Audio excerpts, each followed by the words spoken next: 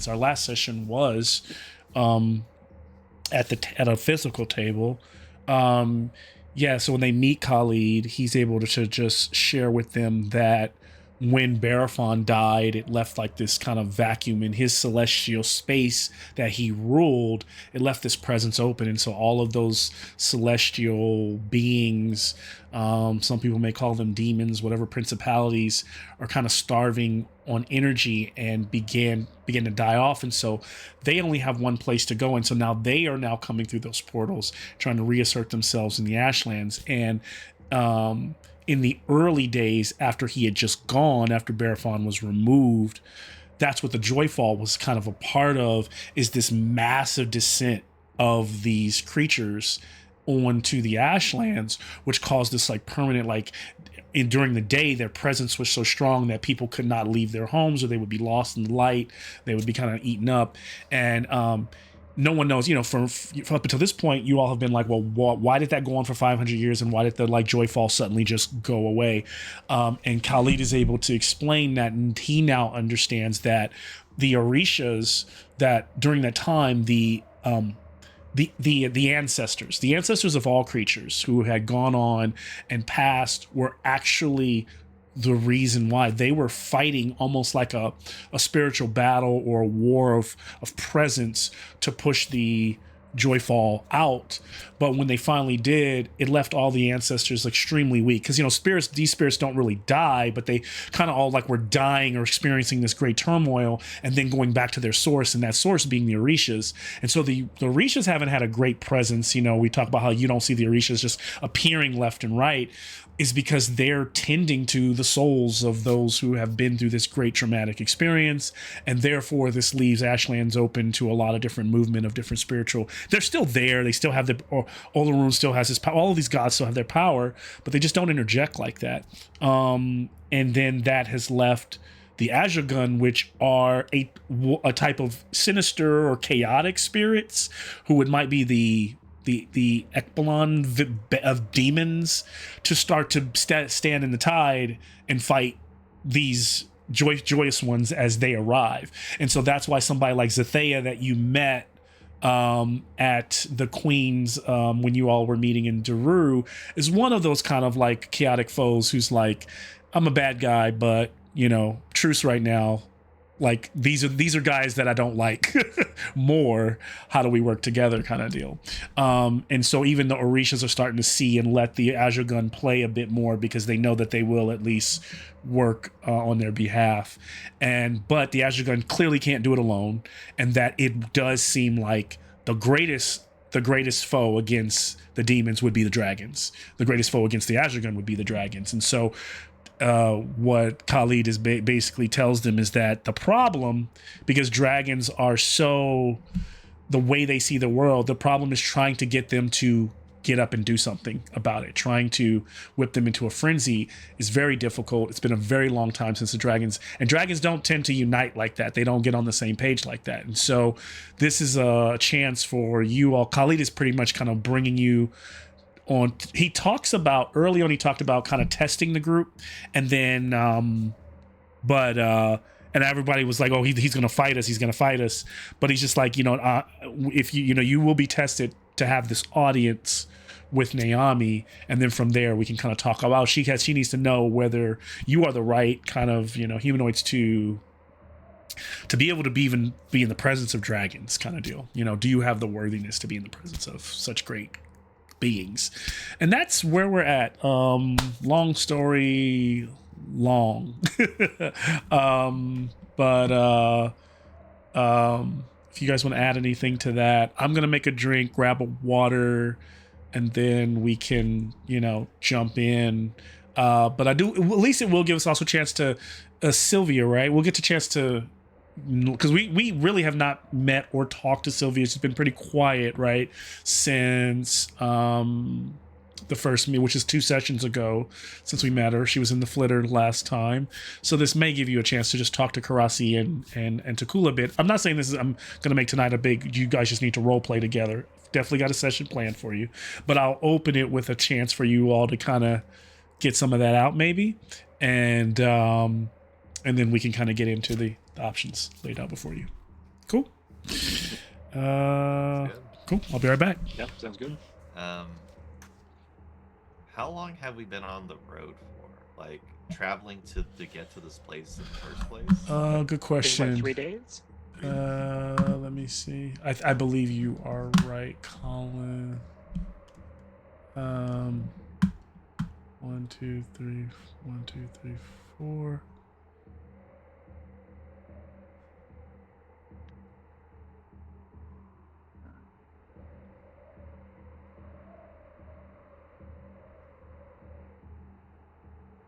Yeah, because it was like 2 nights stay, so about 3 days. Yes.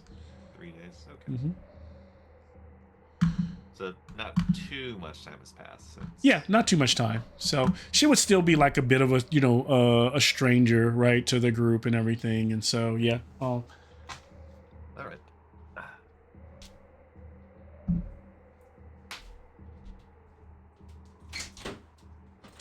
Yeah, we had that whole encounter in the throne room, and unfortunately, we finished before your turn came up. So it is kind of like, well, what do you do? Be positive. The power of positive thinking. Yes. I guess I will, because the way that the Mal talks about how the flitter works is that you would remember stuff that Sylvia would have done during the trip. Hmm. The main thing is that she is a defender, so she's taken a few hits and intercepted a few attacks from um, what I recall, the Manticore attack that happened. Manticore. There was the Behir also. And yeah, dealing with the Behir. So, I rolled it up, and so we actually took a few clean hits there. Okay. So you would know that she usually is more of a meat shield slash just a front line. She has a mace as well, but you haven't really seen her use it. So she has a mace as well. So has she Mace been and a using a shield. different mace and a shield? Okay. So she's mostly just been shielding. Blocking. Yeah. You haven't really seen her actually attack something. Okay. I'd say that's probably like the most that you've noticed so far from Sylvia. Nothing to stand out besides that.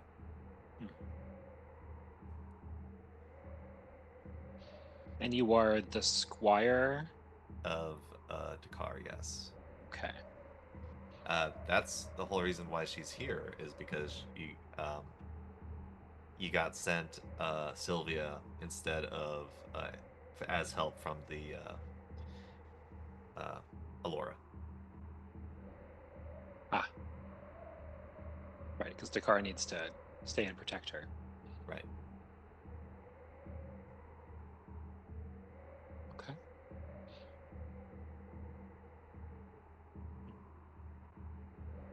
But I think we have this with the dragons. It'll go so well. What could possibly go wrong? You can only get burned alive so many times, right? Or dropped from 100,000 feet. Or sink in dragon shit, because that also happened. Well, the funny thing about that is it can happen over and over. True, that can't happen multiple times. It can cause you to die horribly many times. And remember, the worst. Mm-hmm. Actually, I can't recall. When we were stuck in the time loop, did we remember dying each time? Yes. That's why it was so bad. Great. And the reason why we hurried our asses to try and stop that, get to the tower.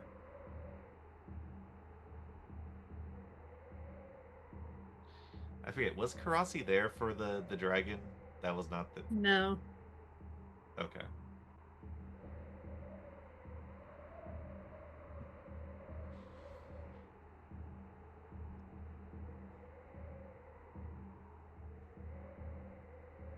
I guess now that we are here with the dragons, it's another opportunity to take a collection from their latrine. If we want, if we want some magic shit. That would be good for relations. Hey, can I have some of those some of the stuff that you leave behind, you know? It might help us. But didn't Mal also say when we did like collect more of it that it doesn't stay magical for long? Right. Yeah, we have to use it while it's fresh. Yeah.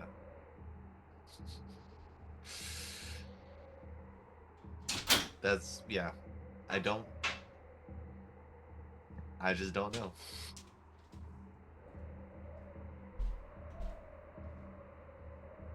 Maybe we put that on hold for the moment.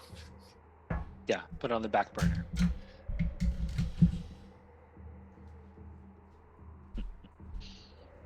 Oh. Yes, indeed. Yeah. I'm about, by the way, halfway done with the book.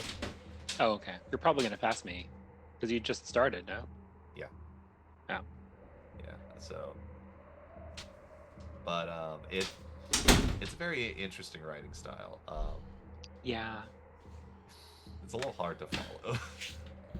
It's kind of stream of consciousness, and everyone's awful. Yes.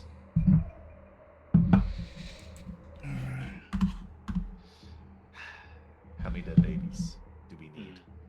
Oh my goodness. Is this a book that you all are reading? This is the next book. Yeah, this is called Lullaby. This is Jeez. This is Henry put on there. Of course it is. Yeah. Same author that did Fight Club. Oh, okay. Yeah. Chuck. Like something, yeah. Yeah. Good stuff. Yeah, Henry told us we were going to read something by him, but not Fight Club. Interesting.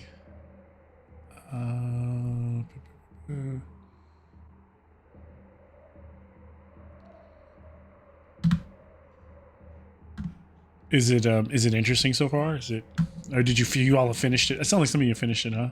No. Okay. Henry finished. Henry Okay. Finished. We're Got catching it. up. Yeah. Okay. I won't really say too much. It's just it is a weirder book than in the book club's like repertoire. Mm-hmm. I do have some like I don't know if I'm like super into it at the moment, but maybe it's gonna like pick up as we get closer to the end. But yeah, that's kind of like general healings, I would say. Yeah.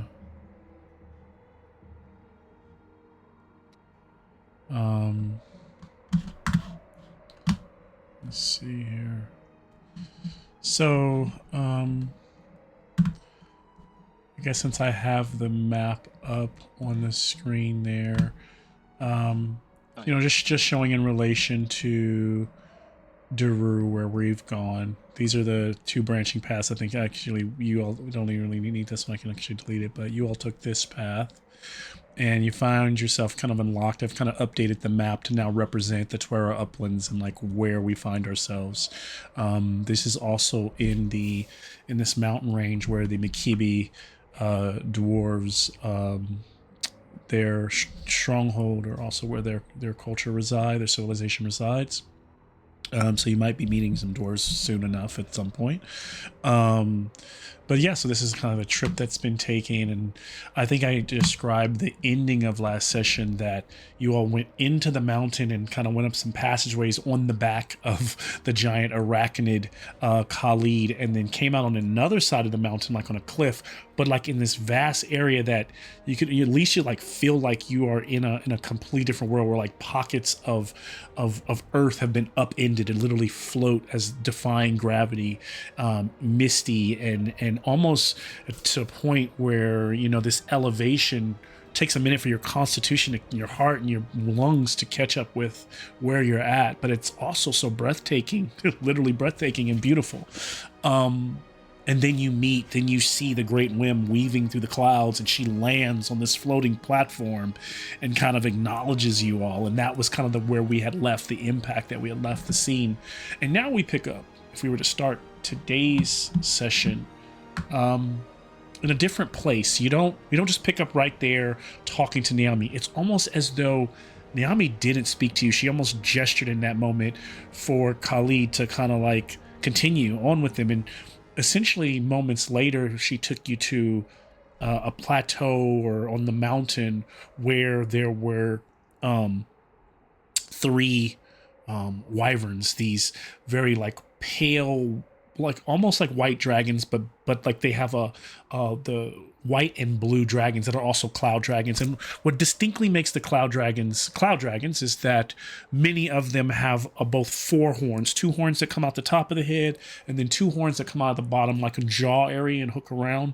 And the horns almost look more like a bull than they do, like maybe if you look at the traditional dragon where the horns grow out the back and go straight. They kind of have like these kind of bull horns.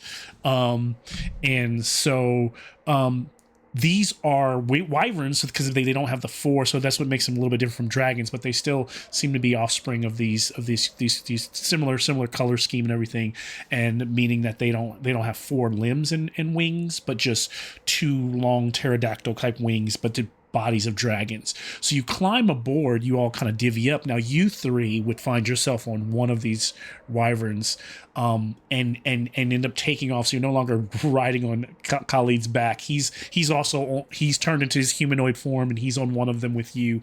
And you all are kind of like soaring around the plains.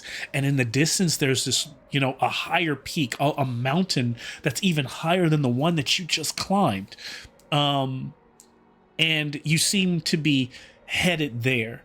Khalid is quiet as he is kind of literally acknowledged, and he's kind of like, this is kind of let you know this is a part of the next step. But it gives you a moment as you are soaring to that place, to just kind of pick up with if there's anything that you all are thinking or sharing or doing in that 5 to 10 minutes you have before you arrive. I think you're muted, Nick.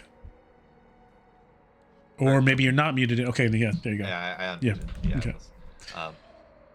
Wow! This kind of exclamation of just surprise and wonder. Sylvia. Eyes wide. Can you, for the sake of this is the first time? Yeah. Oh, sorry. You're probably already going to go to just, you know, describe for us, Sylvia, and let us know a little bit more about what we at least see. You right? Yeah. Yes. The blonde, long hair in a ponytail, emerald green eyes, pointed ears. She is clearly a elf. Had fair skin, and the thing that you notice more now that you're kind of in this more close between everyone. When you see Sylvia like look back to you, kind of just very surprised from this, is that she has a it looks like some sort of like a metal collar or something like that on her. It's kind of strange looking, a little intricate, and aside from that, she has a green cloak around it, so at most times you can't really like see it, but in this like particular angle you can see it reflect in the sun's light. She wears the Gibson kind of like this padded armor, and below and above that is this sort of this plate mail that is there. Her helmet's to the side as you can more clearly see her.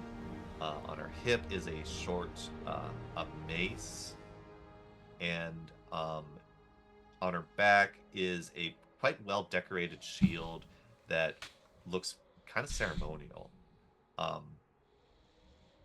And for everyone that was there for the catacombs event when you were dealing with the undead and Quasimon's gang, you would recognize the shield because Mm. it is the very one that one of the undead, the white um, undead had on them. Uh, so clearly, she's been a customer at the merchantry. Mm-hmm. That is what you see and what you hear from Sylvia, excitedly looking back at the group, like, isn't this amazing? Sort of feeling. Does anyone respond to that as she's giddily and excited, this young elf? Um, even even if there is no one saying anything, she will remain pumped and excited. Yeah. If you're looking at Takula, he is hanging on tightly and trying to maintain his dignity as he does not like being up here. Kind of has like the tail tucked up against him, and he's alternately like trying to make sure his hat doesn't fall off and like arrows don't fall out of his quiver because he's never going to get them back. I was not made to be in the air. Yeah, no. You might hear him grumble a little bit, but he doesn't respond in words to Sylvia. I think Karasi might notice Takula's discomfort and may sort of pat him a little bit on the back. She also, naturally wouldn't necessarily feel comfortable in this, but as a mentalist, she does find herself at times being levitated and such in the air, so she has gotten comfortable, I think.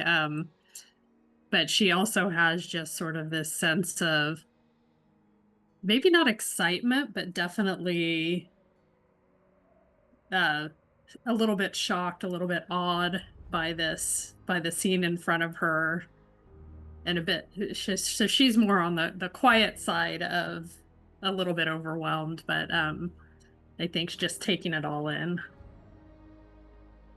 Yeah.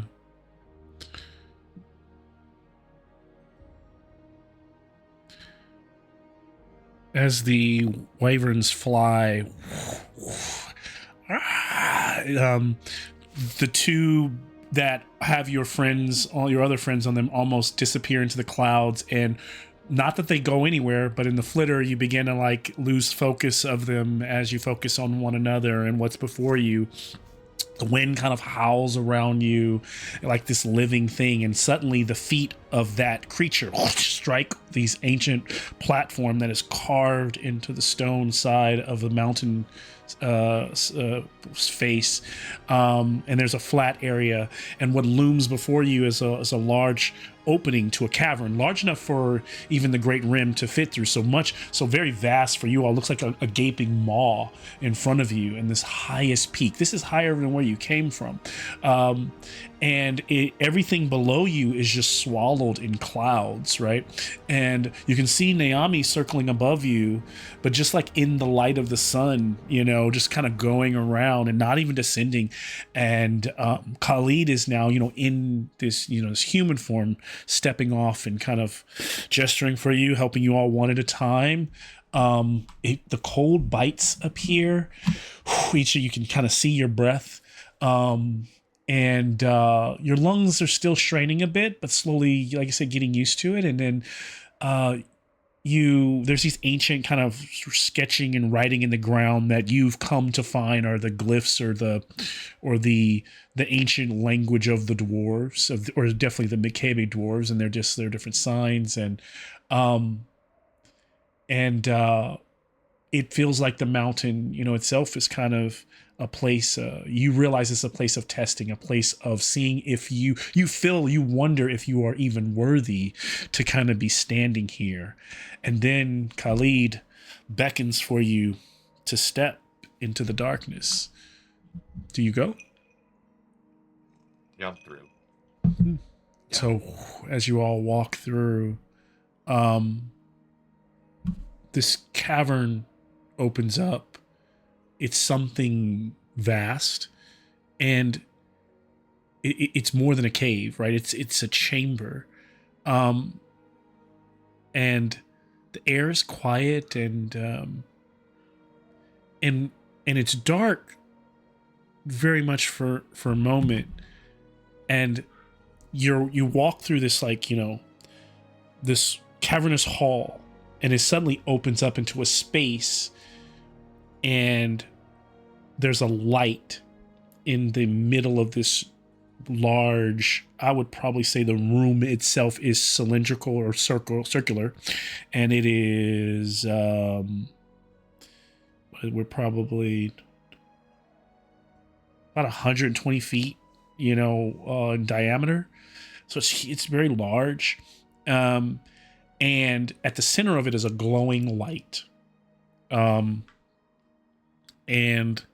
that light, while not, it's just bright enough to cause you look up and you realize you see space, you see stars all around you, almost like a mini nebula in where you're standing. But what you realize, yes, there's definitely some magical nature to this place. You can feel the magic. I'm sure Shoyebi can feel the magic. I'm sure Karasi can feel the magic.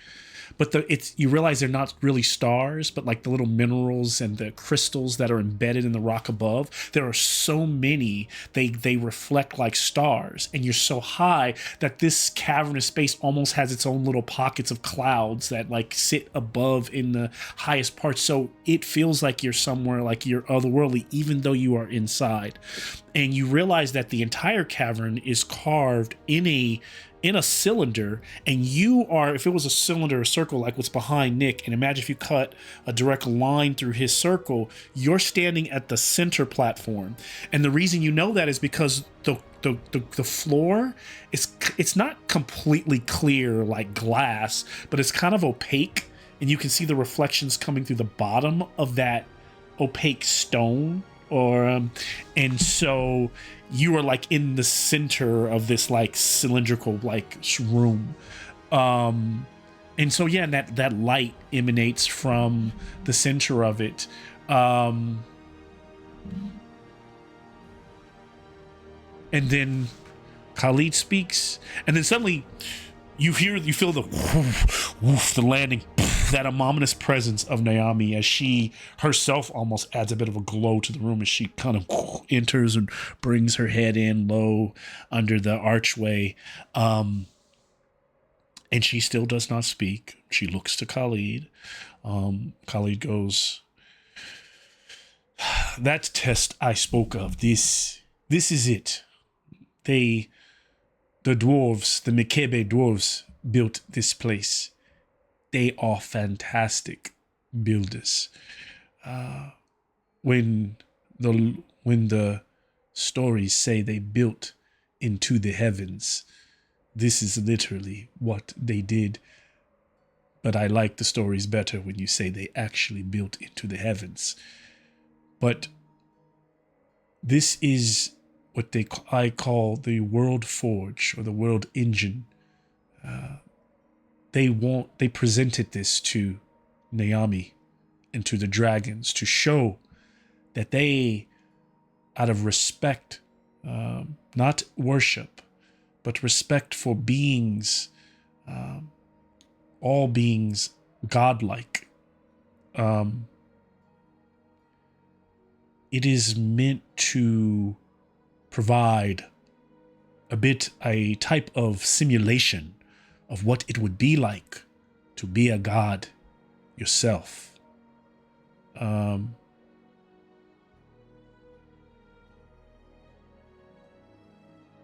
Like I said, a place where the mortals get a taste of what it is to be a god. And as he says that, he kind of goes quiet for a moment and steps back, allows you to take in the space. You all intuitively, Karasi, Takula, and Sylvia, get the feeling immediately, almost like attuning to something immediately.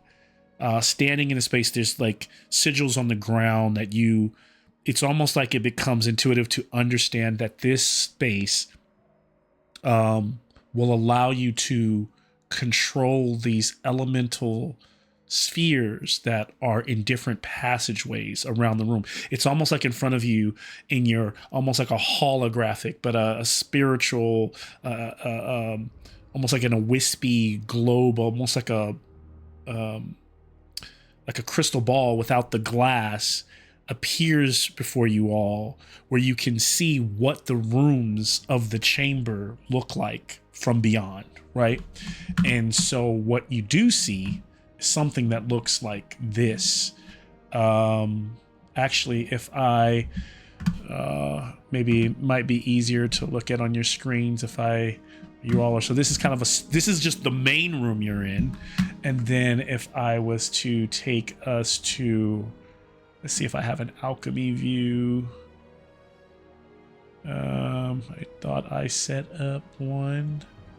Nope, that's that. Nope, that wouldn't be it. Might be this. Nope, that's Sky.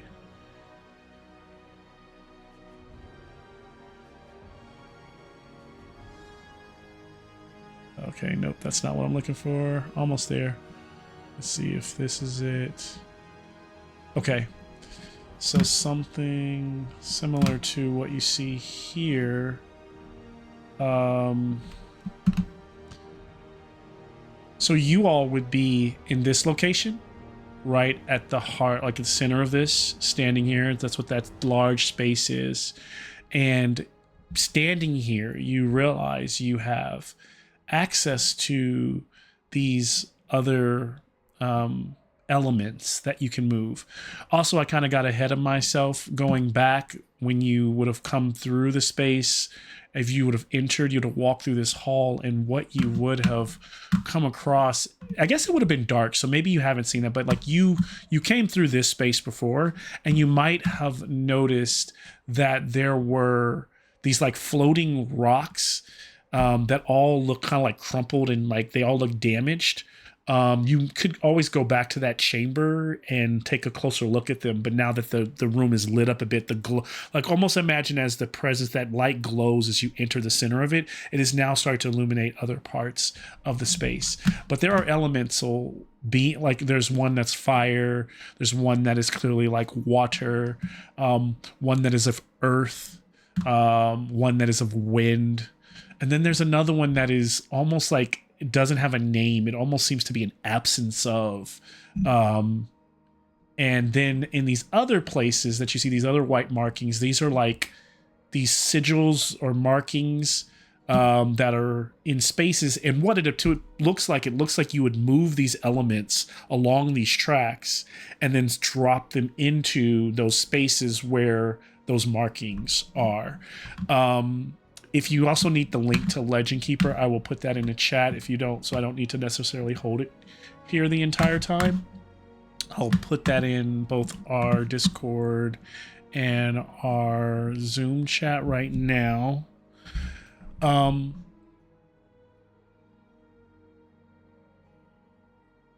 I'll turn it over to you all I feel like I've been talking for a long time. And of course you can ask further questions either to each other or to me. And I can try to help you where I can. So this grandiose figure is just standing there still. Actually, let me make sure I just shared the right one. It should be, let me reshare that.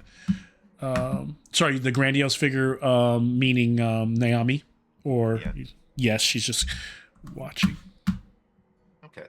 I guess first and foremost from Sylvia, probably that's the same one. Yeah. Probably the most impulsive one at the moment that's here with us. Would have walked up just a bit further, looking at Naomi and just going, "Wow, you're so majestic." But hasn't taken in the the symbols in the space just quite yet. More caught up with her. Naomi kind of just nods.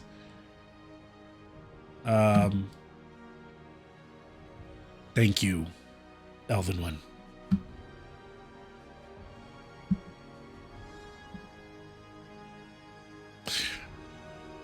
Khalid, I will return when they have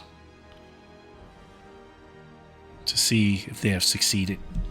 And she doesn't like fly away or anything, but she just kind of like becomes like almost like you feel like wind whipping, and then she kind of like stars. She kind of like becomes a silhouette in the darkness, and then she could even still be there. She just almost like just kind of cloaks herself, and you don't feel her presence any longer. Waves goodbye. Yeah. Turning back to the group. Okay. So what do we do now? Oh, this isn't my department. Oh, I love that Legend Keeper This- added those little. I can see Colin, like I can see your pointer now. That's actually pretty cool. Okay. Finally, like they've been, yeah. sorry, I didn't mean to cut you off, but I saw No, you're that and I was good. like, oh, that's great. Like we have the pointers now.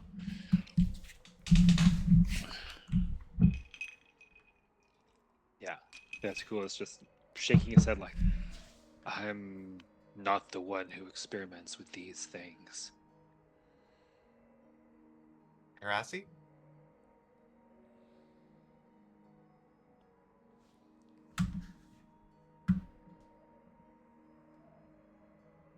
You're muted if you're saying stuff.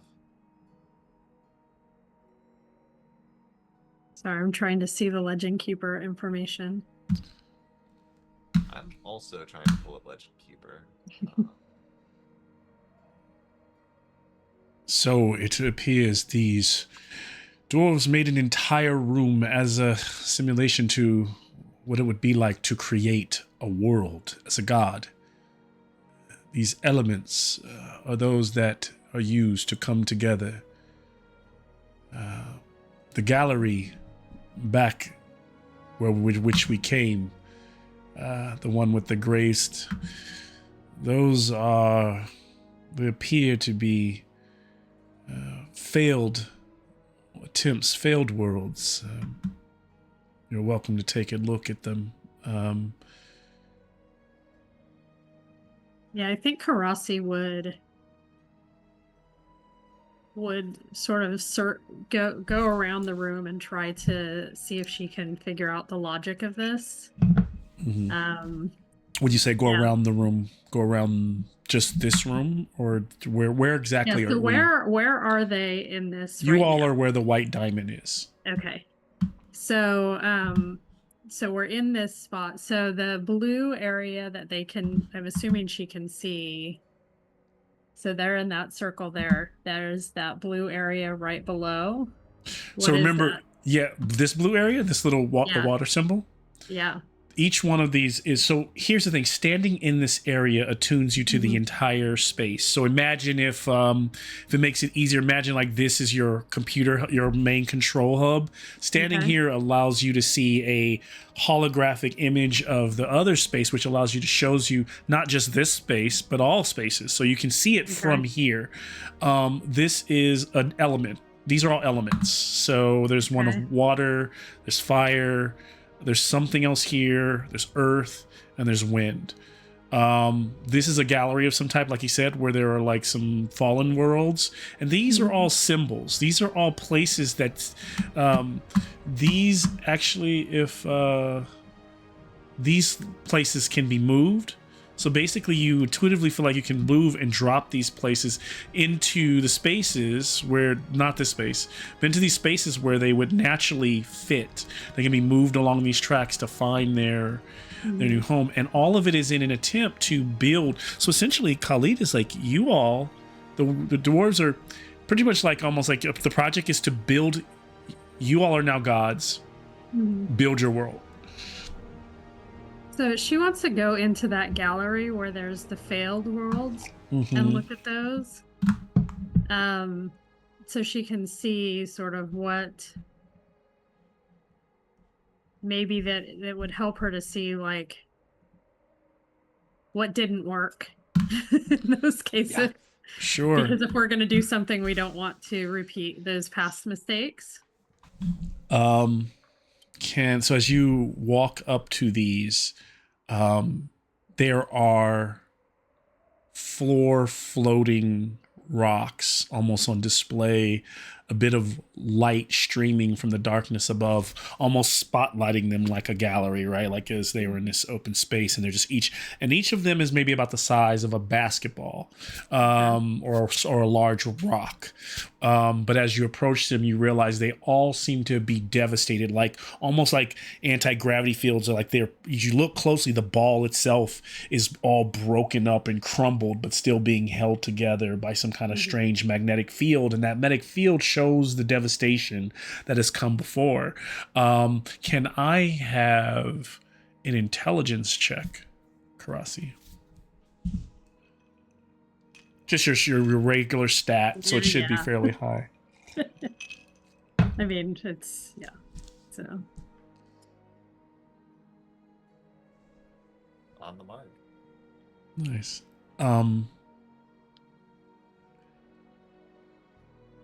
And so with the success, what you realize is that one world was clearly destroyed as it broke apart. The innards and the insides of it are like molten, and the surface has been scorched by fire. Another rock looks like it was just frozen into a ball of ice. One of them is the winds have torn it apart, and it looks like a constant swirling storm, right? That is unlivable. The other looks devastated by quakes and acidic rain that have like scarred the surface. 4 of those worlds all no more. With your success of realizing that an element that probably played a hand in creating these worlds, there was also an ultimate element that played a hand in its demise. Does it seem to be, from her standpoint, an issue with like balance of these elements, perhaps things being out of balance, or is there some outside force that may have been do you have the considering I don't think she knows that. I mean, I could use my staff to say, because I have does it give you intuition? It does give me once per day an intuition. That is what you would use that for, because that is essentially that's an intuition question. Okay. I would say she doesn't quite know without using the staff. I find as Khalid walks with his hands behind her on his dark robes, he goes, when I first looked at this, what I found most surprising, these are supposed to be worlds. It's funny. The dwarves believe our world is round. Can you believe that? I am starting to believe myself. It is possible. Do you think it is possible? I think that there is so much we don't know. So yes, it could be possible. Yes, round worlds. And so he steps aside and watches Karasi do her thing. He kind of does that thing where he's like, "Oh, I'm not supposed to be. It's a test. I'm supposed to be quiet." He like walks away, and that had nothing to do with the test of being round. It's just his observation that they're balls instead of flat. Some, okay. Okay, so I think she is going to go ahead and use her intuition on that to see if she can see a pattern. So I haven't done this before. I'm assuming I still spend the willpower. You will spend the willpower. Okay. I have to look at what I say. I can look at your, let's see, I should have it here. So essentially it says, when faced with a difficult decision, you can activate this ability to ask a question directly to the GM and receive a helpful answer. Represents my vast general knowledge, or in this case, the knowledge of the staff. Yeah. It should only aid our decision making, not reveal everything there is to know. And so Well, I think I think it's I think the staff enhances your Yeah. knowledge. So yeah, it's still flowing through you. The Yeah. staff of the guiding star.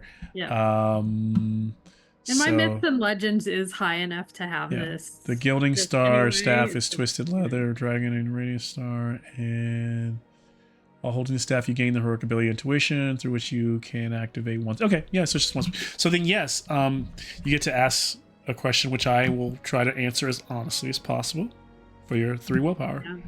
Yeah. What is? Ugh. Okay. What was the cause of the demise of each of the failed worlds, and is there a way to prevent that?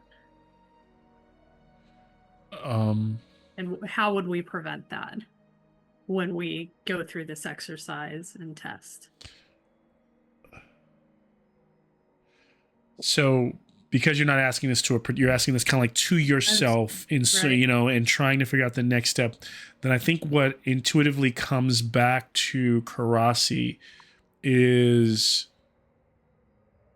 before she can understand if they can prevent worlds being destroyed, they must first understand how this world engine or how this world forge even forges worlds to begin with.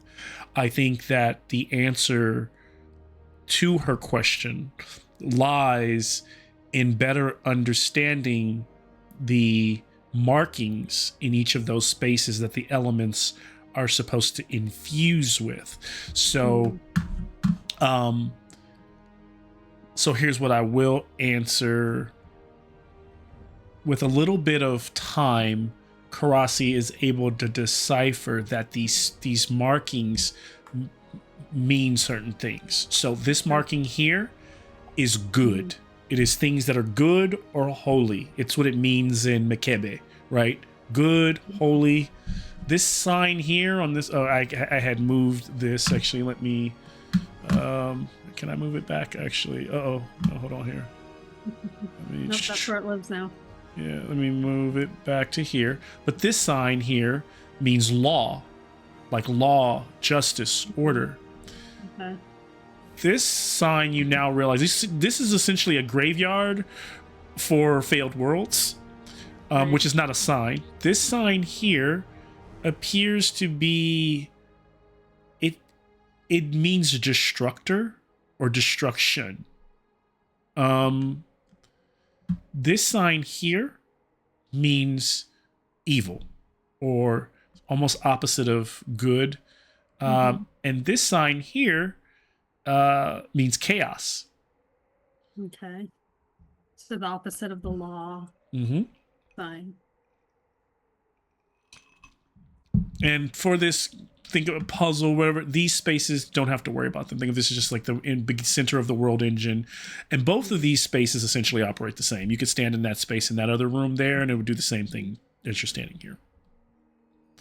So Karasi's able to like walk around and intuitively kind of like slowly begin to understand the way the thing works. And so hopefully that, while it's not the direct answer to your question, so here's the thing, you know that these things need to be moved. These elements are moved.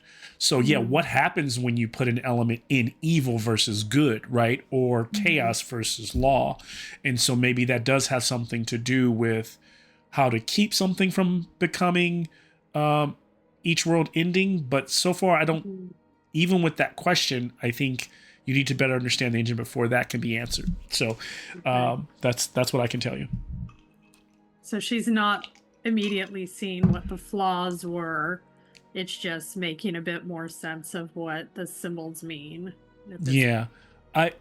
So it seems like it's less about flaws and more about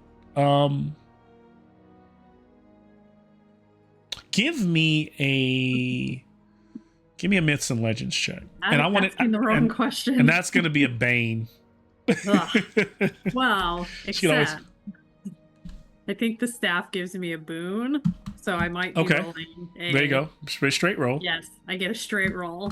Okay, I'll take that. Yeah. Okay. Back over.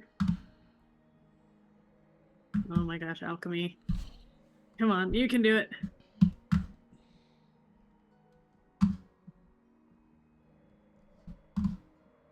Oh my gosh. There we go. It's working now.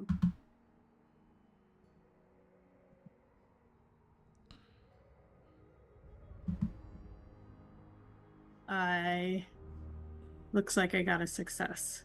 Okay. Got a 7.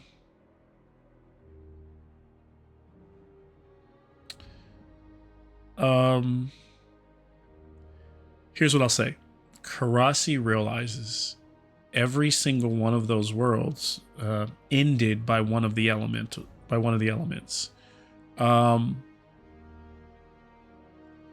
She realizes that in the Destroyed Worlds gallery, there are 4 worlds that have been destroyed by 4 of the elements that are there and present, and there is the only one that is not present is one of the element that they don't necessarily know what it necessarily is. We'll say for the sake of what Karasi might call that element, she might call it the void element. So it's the one, the question, the void. Because you've seen a world destroyed by earth, you've seen a world destroyed by cold, you've seen a world destroyed by wind, and you've seen an earth destroyed by fire in this galaxy. So the only one is does that, I mean, I don't know if that's necessarily, I'm not trying to lead her, but I'm like, that is some of the things that might be observable. And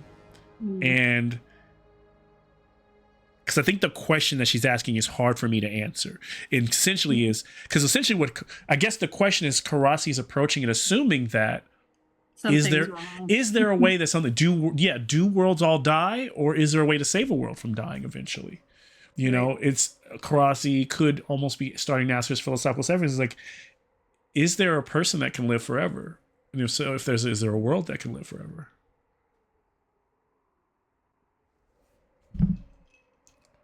Okay, so she explains what she has learned as far as what the symbols mean. So if they move a symbol, does anything happen? Or is it just... You have the ability to move them, and here's the thing: you have ability to move an element.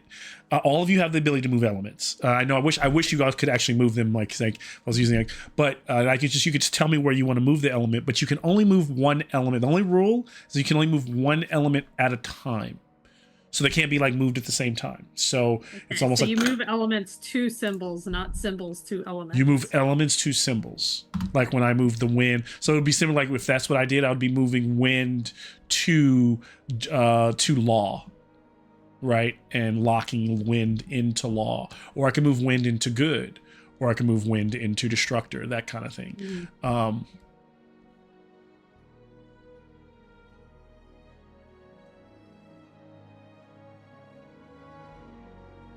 So, and there's 5 elements, and there's 5 symbols. Yep. Correct.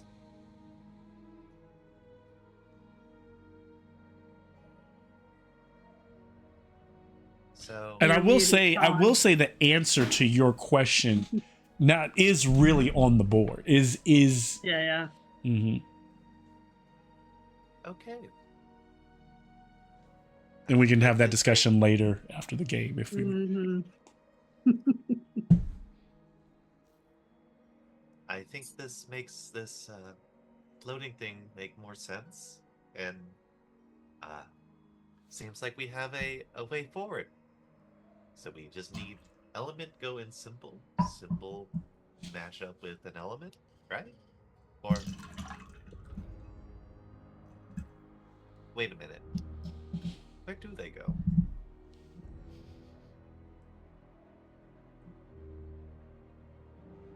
Well, Can water from be bad or good? I think that's what this implies. What is the significance of the void? This 5th element that is not represented on these failed worlds. Um,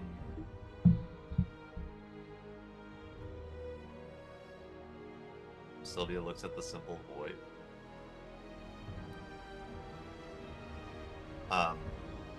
It doesn't have an actual like physical symbol, right? It's just kind of empty.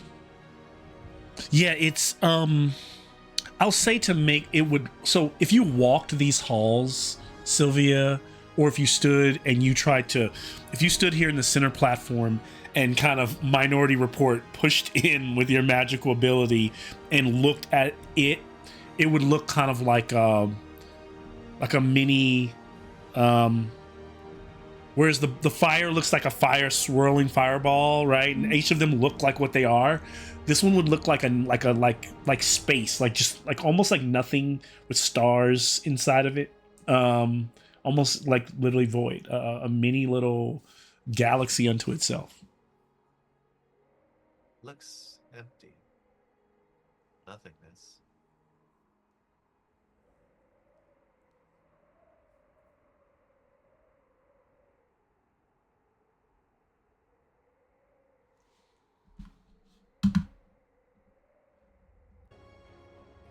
So just What's question, there's symbols actually on the board, which are They're like underneath. carved into the ground. Like this is like this is not only a map, but a space that you are. This is like an entire dungeon room. You guys just happen to be standing.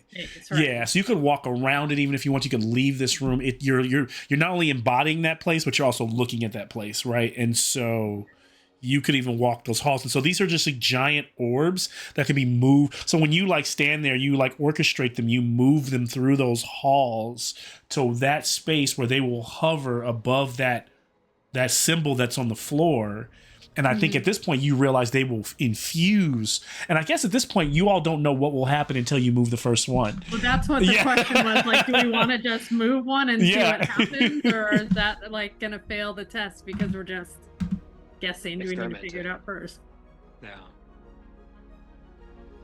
Because I mean, one of my other questions is it only one per slot? Like, what if we put fire and water in the same place? You can't. It's one per slot.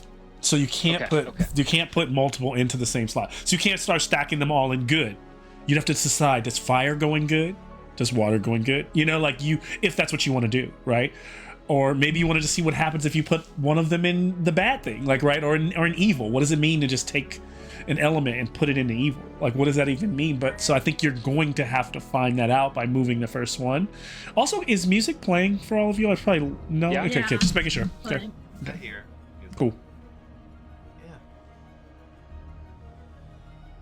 So I guess, do we choose elements based on what we feel matches the best? Do we have a sense of that? And also above board, what I'm going to tell you all, this isn't one of those puzzles where this isn't a right or wrong puzzle. It's a who you all are puzzle. It's an expose your choices puzzle. You are the gods, remember, right? Like, you're creating a world. So the reasons for why you move these things and where you put them is your own. Yeah. And maybe that's part of what Crossie's, answering Crossie's question is that this isn't a like, oh, you need to figure it out. What approach do we want it's to take more here? about, you're more being watched about, it's not about so the multiple choices A, B, C, and D, it's not about which one is right. It's about which one you choose, you know, and why you choose it, you know. This is more of the Rorschach test. Yes. Yeah. To me, the thing that feels the most good would be the earth, because that is what is natural and all around us. That sounds like a great idea. But I'm open to other perspectives, since this is a test for us all. Sylvia agrees with your answer. No. It follows for me. I just worry that we'll start choosing and then end up with something that does not make sense. So we Okay, have good, evil, lawful, and chaotic. What was the And- fifth one? The Destructor. Destructor, Which, yes, and which feels chaotic to me, but it's fire destroys. Fire destroys, but It also it's cleanses. it doesn't choose. It's sporadic. I think also- chaos makes sense. Yes. But the wind can also be chaotic. It can.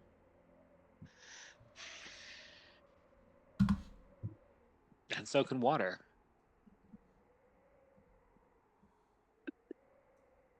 Well, and then we have the void or the absence of things. Where would that go?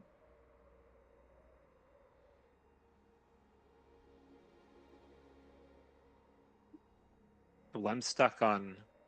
We have failed examples that each have ended with one of the elements, except the void. The void seems like something that would destroy.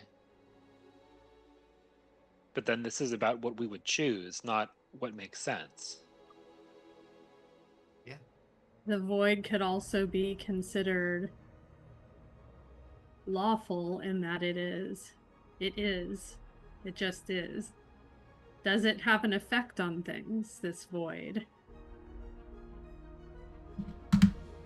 I never looked at the void, but that does make sense.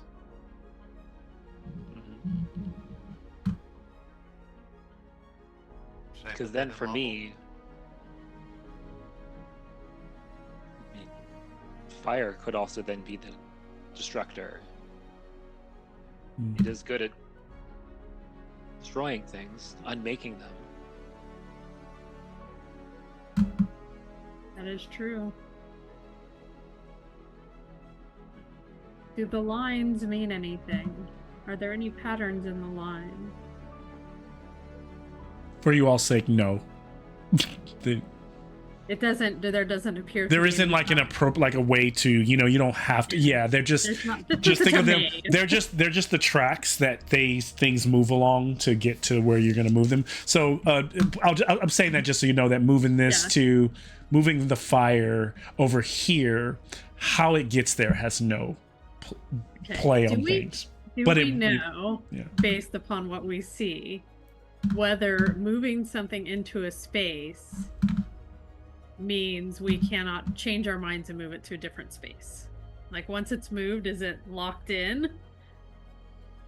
Or can we not tell based upon what we're seeing? I don't think you can tell until you move it. Yeah, just gotta try. Well, you felt strongest about the earth being good. Well, that was just an initial. Because the Earth also is represented in our destroyed worlds.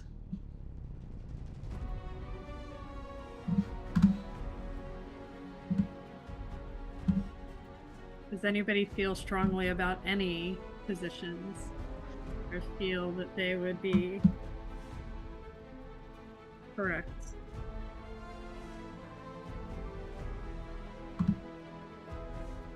I mean, Earth being good sounds Good. good.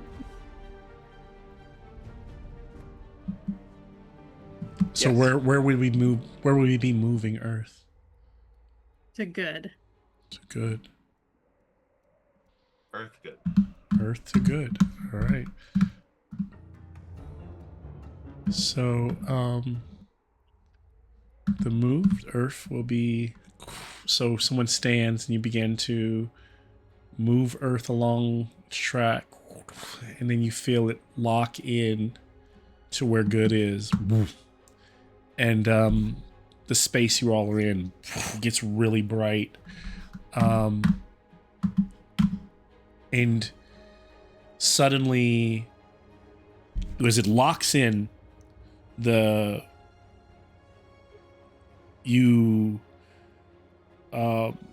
feel almost the earth under your feet.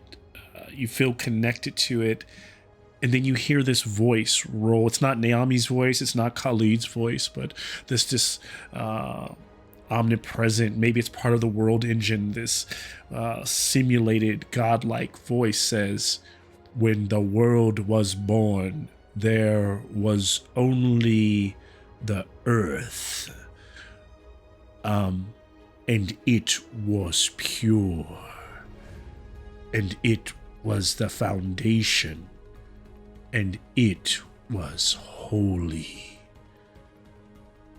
And then it stops, and that's locked in, cannot be moved. What have we done? Can I have immediately from all of you an awareness check?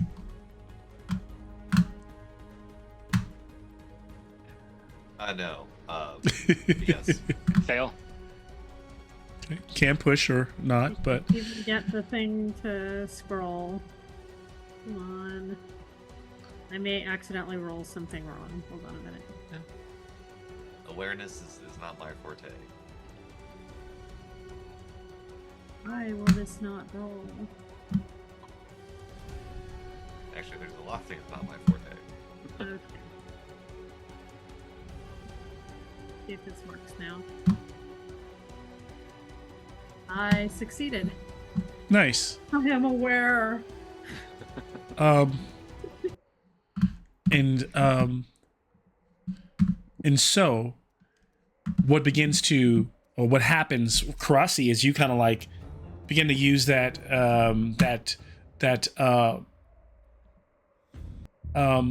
using your power to kind of becoming more attuned with the World Forge. You kind of push in, and you're able to see more of what you can kind of push in and see now the world being created in this kind of like spiritual, like metaphysical little magic kind of ball in front of you. And as you push in and expand, you can now see the world that has been created. It is one of the majority of it is landmass. It is round. On that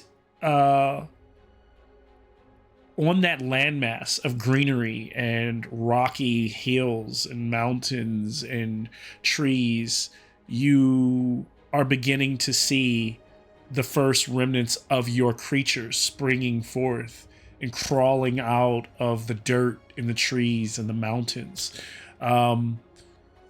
Little creepy and crawly things and other big and monstrous things and even humanoid things. And even as you are watching it, the things you begin to imagine begin to be. Between the collective three of you, what do the beings of your world look like? Cats. They're all cats. 1/3 of them are cats. 1/3 of them are definitely cats. I just imagine just a With the giant mouses in rock there, too. golem with just cat ears. There can be some mouses So too. there are because the cat cats have people. things to pounce on. They're mouse That's people. my birds. And they're very early days. You're watching them forming their like early civilizations and coming together and finding, and like for the other do the others you see the same thing? Do you know, and now you do see cat people, so now, but Takula, do you have, are there more like wolf kind there? Are there Well, I mean, you described everything as starting with Earth. So some of these like some of the animals I see as them as like there being this like dry, solid, packed earth, and then almost like rocks springing out of the ground and becoming these like shapes of creatures that are boulder-like, but still kind of moving, almost like somewhere in between, like in the middle between a boulder and like a rhino. Okay, yeah. At least like tank-like creatures that are moving across the hard-packed ground and thriving in this earthy environment. I like it. Awesome. For Sylvia, it's not a particular creature. but it is just the presence of different versions of each kind of creature as you Mhm. see them make up a family. Hmm. So, um, the image of those giant hulking bowler-like rhinos and other types of creatures, you would see uh, slight variations on them as they're kind of forming packs and these like herds, and the the various cats having more um, more differences between them, but Mhm. sticking together. And so, all in all, their creations began to thrive. Um, there are more elements to move.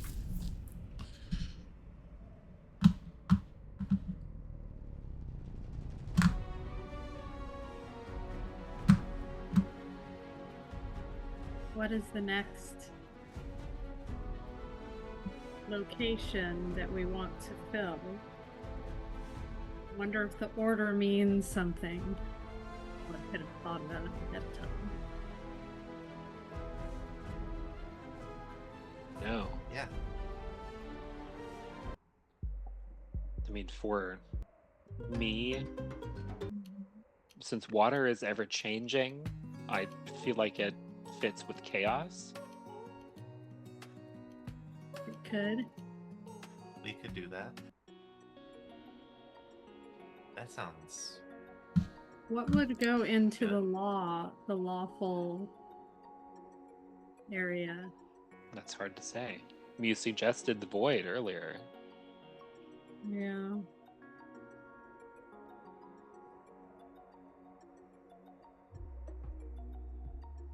We have water, wind, fire, and void. I guess the better question is,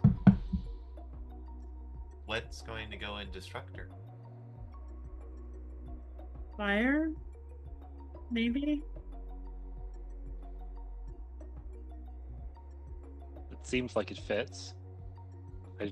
I think either fire or the void, but then what would be in law? That was really what I was getting at, because fire does not seem to fit. Although everything eventually gets. I mean, fire renews. Lenses. Yes.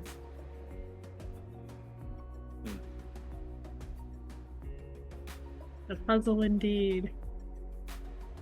Maybe fire does go in law.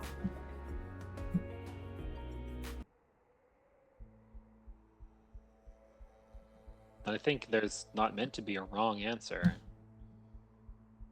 So True. maybe fire does go in law. But what does that mean? Fire-in-law.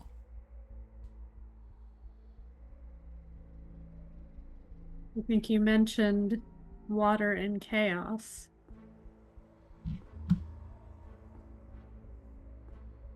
Makes more sounds sense good. to me.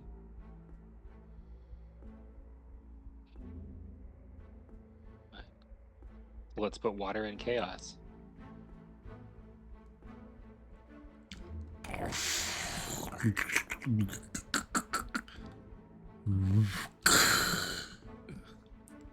Final decision: water and chaos. Yes. Mm-hmm. And so, as the water locks into chaos, and Karasi, you all are kind of standing in the main. And by the way, the room, it's called, I'm forgetting the space you are on. Is the Circle of the Prime Mover. So you all are like prime movers here. And so as the water locks in the circle, you hear the voice say, "And so the water came. Before only from the skies to provide its sustenance, but then it sprang from the crevices of the ground, and from the openings and the edges of the land.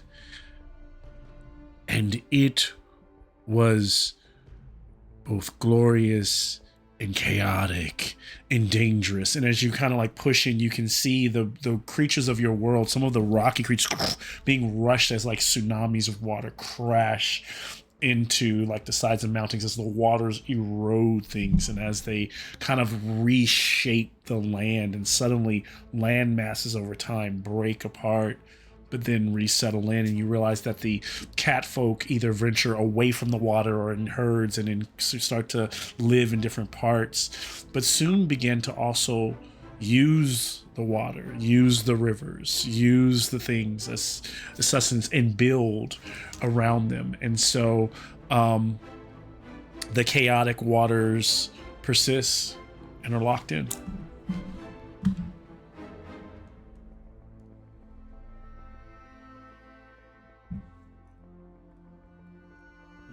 And so the waters arrive in your world.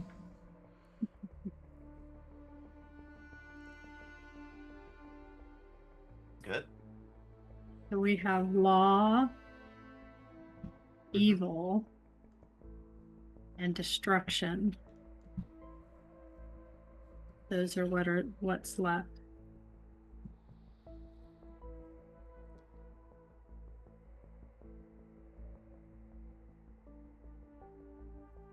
I still like fire and law.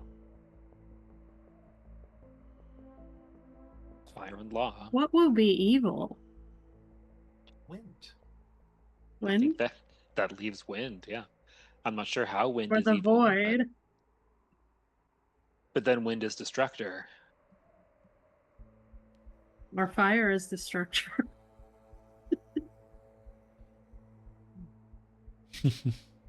None of these seem evil.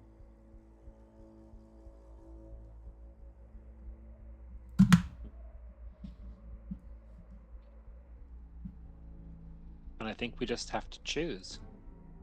I mean, none of them seem good either. If the land is good, Oh. what would be evil?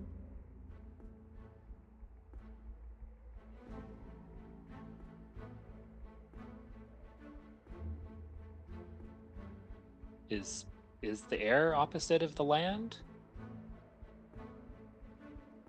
It's the farthest away from the ground, right?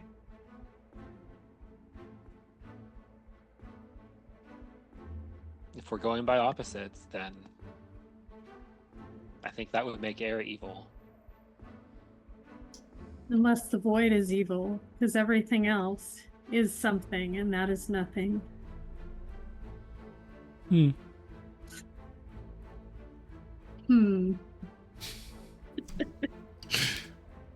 These are interesting takes. I like it. Yeah, yeah.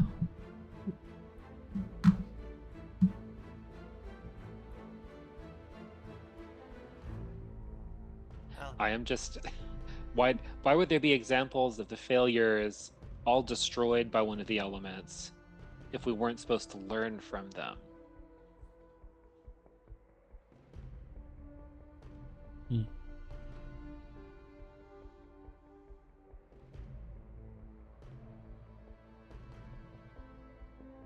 But I don't think there's a wrong answer.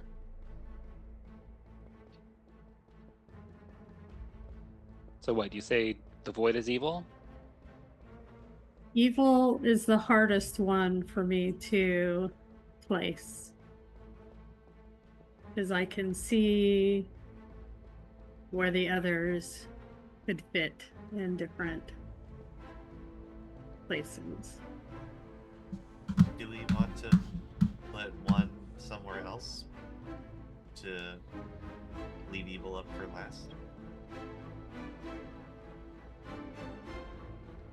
Okay. So what do we feel most strongly? What should go in law?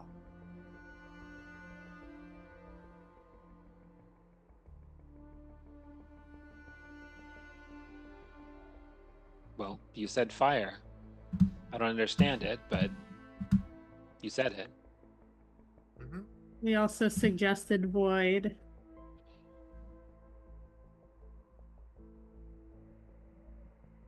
Wind does not feel lawful to me, but I don't really know what void is.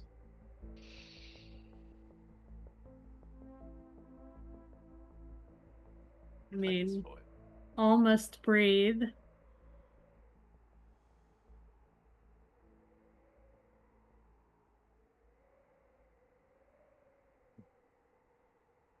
mean, the wind can tear at you in a sandstorm or, a cyclone. It can be destructive. It can also be chaotic.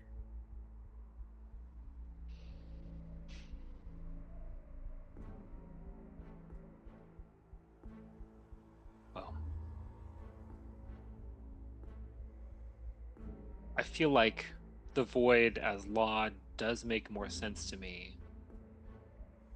Just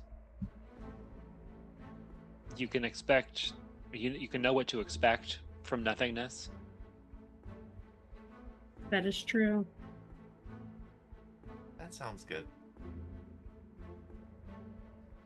So we're moving the void to law. Let's move the void to law. I feel like Malcolm has thoughts. I have Just nothing to silently say judging here. us. He has nothing to say. He's what's gonna happen. And so that void, that other element is locked into, you said law, in a place of lawfulness. And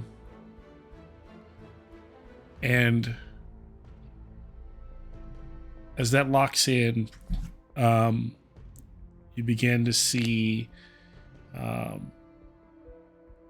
in your world that the narrator, or that voice, comes back and goes, and so the earth was formed by the gods, and it was good, and it was holy, and then the water came, and it was chaotic, and it, as chaotic as it was, as it provided necessity in life, but as things settled, it was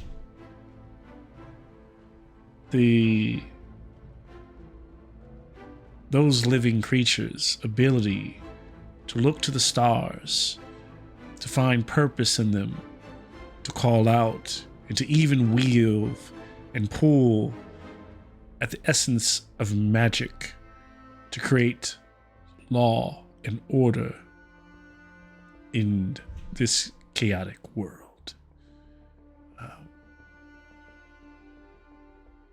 And you see your catfolk, your beings, essentially the void becomes where you see them, whatever it may be, your creatures calling out to the gods, forming their own gods, pulling from the elements that they are to create magic and sorcery, rituals, anything unknown, right? Their idea of the unknown that they weave for themselves starts to become a normal pattern. And though those patterns are not synchronous, they're not the same across, and they're not even the same across the cat people. All the cat folk probably are having different ways of seeing or using this void element in their livelihoods. But so far, it is still, there are small conflicts, but there are no wars. It's almost like this has created a pattern in life, so that everyone has found a way to exist, not, I wouldn't say harmoniously, but to a way where it works well for you, for the all in civilization,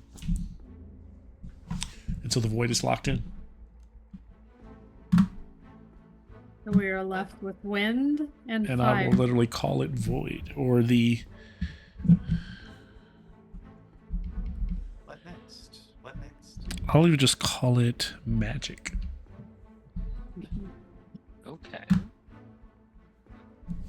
So we have fire and wind, and we have destructor or destruction and evil. And evil, yeah.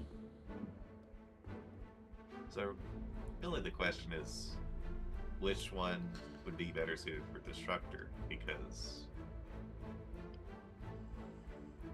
we could put either in destructor, really. Mm-hmm.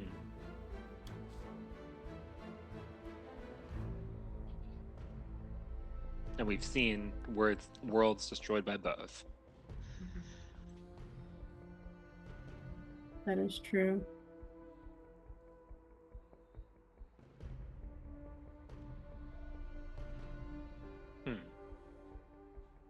So, fire does destroy very easily, but there's also the element of fire breaking things down to be renewed. Whereas wind can you make the same argument that things destroyed by wind, are they renewed at all? Mm.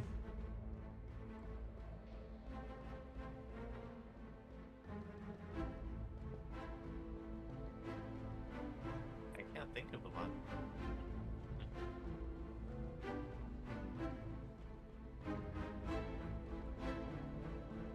Because then that would make wind Evil. destructor and fire evil, which is also not I don't know how much that makes sense. I think But we it just have is- to choose. It is a choice. Mhm. So I think I would say wind destroys without renewing, but wind also provides the air we breathe. Fire destroys, allows for renewal, but it doesn't create itself.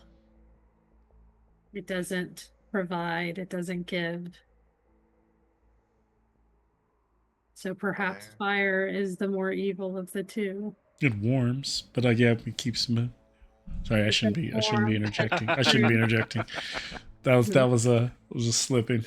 That's just Malcolm That was just Khalid. want to get in the Yeah. conversation. Yeah, Khalid. Neither of them Khalid feel Khalid evil. Khalid. Neither of them feel evil to Karasi. They all have a place Mm-hmm. in the world. In our world, but we're making a new world. Correct. Yeah. Well, we can follow that logic then. Do we want fire to be evil or do we want wind to be evil? I mean, from the sounds of it, it sounded like fire was more slated and evil than the destructor. Okay. Let's But do it wind then. is also the absence, like if we like somebody said, earth, we consider wind to be sort of counter to the earth. Right. Absence of Yeah. the good.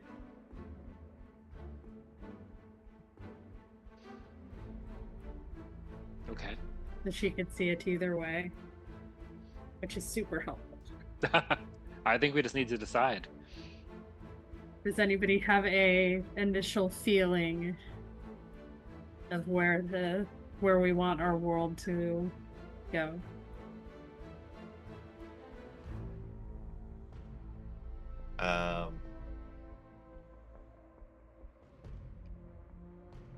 The wheel's turning, but there's nothing happening as Sylvia is overloaded. Sylvia's just looking at the pretty lights. Mm-hmm.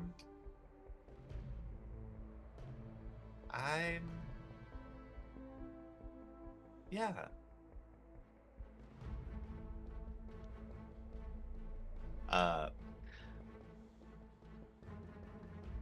Karasi is leaning toward air being evil as a counter to the earth and fire being destructive. out of character, but I kind of want to see Malcolm describe how air is evil. Do we want to do evil or destruction first? I think we should do evil first. Okay. Karasi's like, everybody's confused, so she takes the air and puts it into the evil slot.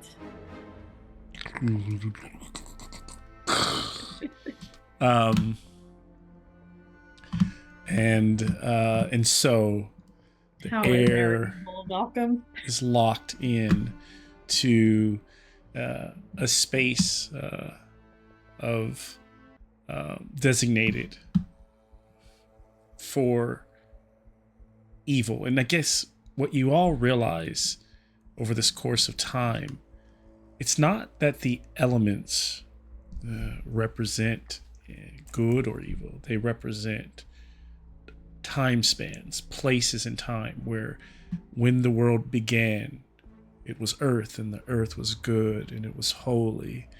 And then came a time of chaos as the water sprang forth. And then came a time, because of that chaos of water, magic, or the ability to reach out to the gods, to call out, brought some balance, some law. But then grumblings began as civilizations settled in. The wind carried word from place to place. And on the word of that wind, distrust began between catfolk and wolfkin and titan-like colossal creatures alike. And thus, in that time, that the wind began to settle into the world, the first disgruntled and whisperings traveled with it, and thus the first war began. And as war began, it carried with it in the wind, from the earth to the sky to the heavens above. And suddenly, as this is happening, and as you're seeing like the wars that are just breaking out all over, and on your planet. Up until this point, have you all considered what this world is called? You don't have to, but something to consider what you've named your world. But when the narrator says that the wars broke out in the heavens and below, in the below and in the heavens, what you all realize is I'm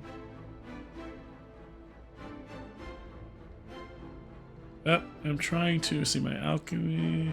So in this space, Oh no! Oh no! Throw it all up. Cotton sucks. The wind. Wind. That's what it was. Evil wind. That's how the wind can be evil. And so in this space, oh my gosh, it is a mess. It's okay. I think we're gonna end up with a fiery ball of destruction in a moment. Oh, I came up with a name. World 5. One more time? World 5.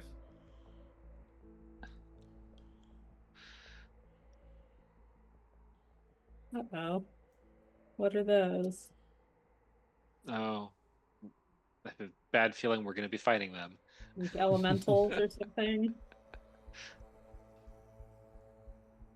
And so, as the war happened above and below, the gods had to begin to contend with those other celestial beings who began to war with each other and the gods themselves. The gods at that time called them the Titans. And we will crash to black, take a 5-minute break, and come back to those creatures entering the space. Because eventually, your room, your war room, or your prime of the movers essentially is your heavens. These creatures have entered the space. This is a good time. We've been playing for about an hour and 30 minutes. This gives us a chance to bathroom break, whatever. I'll continue to set up the scene here, but right. we'll pick up where we left off. But good stuff. And then so World 5 is what Sylvia suggests so far. So I don't know. Is that the fifth? Are you talking about the fifth one that's going to go into that failed world room? Is that why you called it World 5? Well, Or this was is it the a- fifth world. That's the only thought. There wasn't any. Yeah. This Okay. world's definitely gonna gonna just be destroyed. She's proud of the world that we've made. It's a good world. Now let's burn it with fire. Yes. All right, I'll be back. All right, sounds All right. good.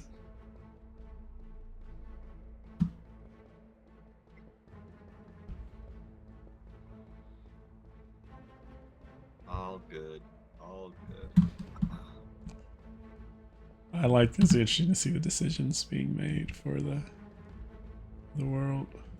Very interesting how this group would approach this. Yes. I feel like we get a wildly different world with the others. Probably, yeah, and that's kind of like the fun of what it is all about, is like figuring that out and what you choose and why. Let's see. I am going to make it only those 3. Oh, by the way, Mal. Mm-hmm. Have you eaten today already? Like dinner? Honestly, I have not. You think about wanting to go out tonight? I haven't eaten dinner, and I was looking at maybe going to Crane Elephant or something like Crane, that yeah. tonight. Here's what I'll probably say. I think I could do it.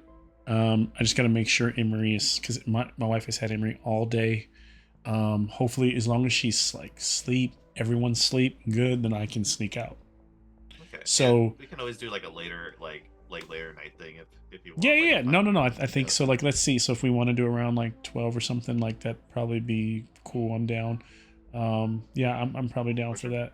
Let me change this background. I want it to be less sky. I want nebula. And then let's do the same thing.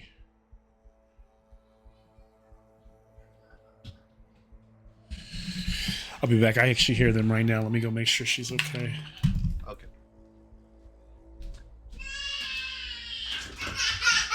Hey.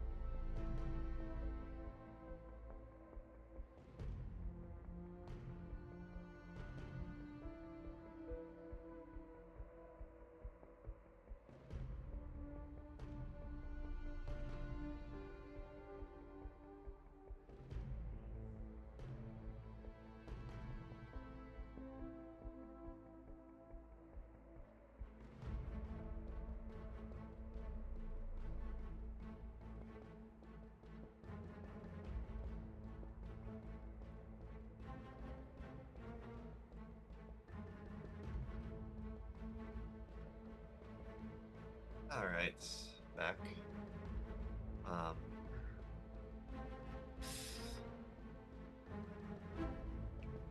I wonder how this fight's gonna go.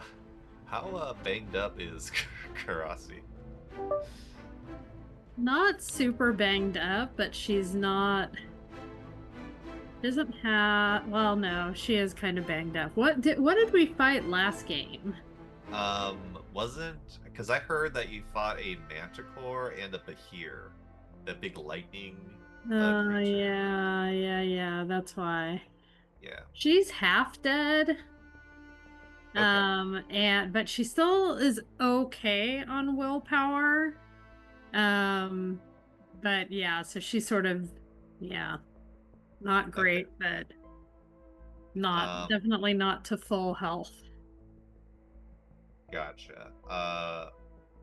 Yeah. Even though I wasn't there for the last sessions, I was marked for HP, so I'm at like 2/3, or I'm losing. I'm missing 1/3 of my health, but I have all my willpower. I will say, as like gameplay wise or like combat wise, Mm-hmm.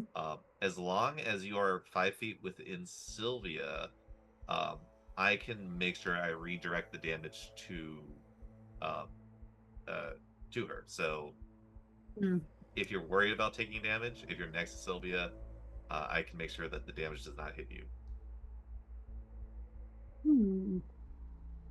Just as a quick heads up there. So we're basically going to be pushing Sylvia into the front. Yes, and this is exactly what Sylvia was made for.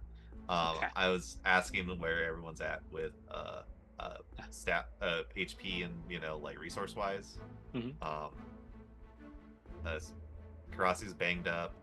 Sylvia's missing 1/3 of their health, but has all their willpower.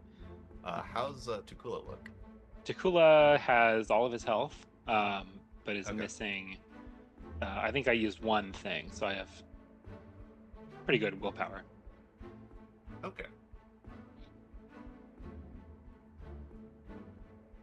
Then should not be too bad. Yeah.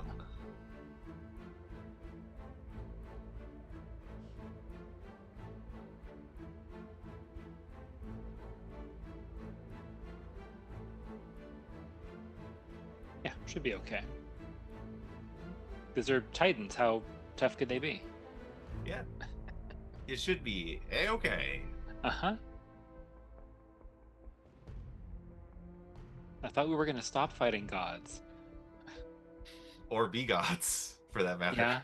Yeah, that too. But here we are. Yep. Can never be that easy. Yeah.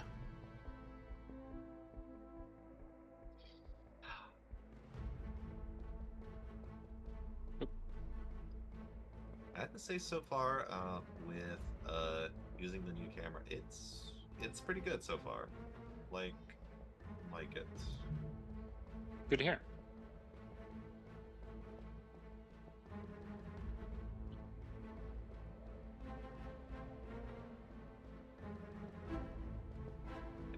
If you ever do need a new camera, Colin, you can let me know, and I can also help search for a better one. If you do feel the need. Yeah, at some point I feel like I should. I also don't know, because a few of you have fancy condenser mics, Yeah. and I don't have that. I don't know how well my audio comes through with just the headset. It does a pretty good job. That Okay. headset's not too bad. Mm-hmm. Okay, then I'm not too worried about that. Yeah. I do know when Max gets really close to his mic, it picks up all the little pops and crackles. It's very fancy, but Yeah. I don't need that. Yeah. To make do just fine. But of course, if you have any questions at all, I think I have been designated as the group techie person. Fair. Oh, Emmy. Yes, Emmy. No. Emmy. Time to go to bed. Oh my god. That's what was taking me so long. I was trying to. No, it's bedtime. You want to say hi? Yes. Say hi. You want to say hi to your friends? You want to say? Didn't say hi. Look it. It's your friend. What's it? She just does this ducky thing. Everything's a ducky. She does this anywhere else, but only on like the duck. Duck. Yes, we know duck. Duck. We had this. I was trying to explain to her at this weird moment because she has her ducks in the bath. She goes to like the park down the street where she goes and sees the ducks. And then the other day I'm feeding Donnie has these duck treats, and they're made out of ducks. There's a duck on the bag, and so she's like, "These are ducks." I'm like, "Yeah." Donnie eats ducks. And so there's like this dry jerky strip. So she's like, "This is a duck," and I'm like, "Yeah." It used to be. It used to be. That's some scarring stuff. Yeah, my kids are like,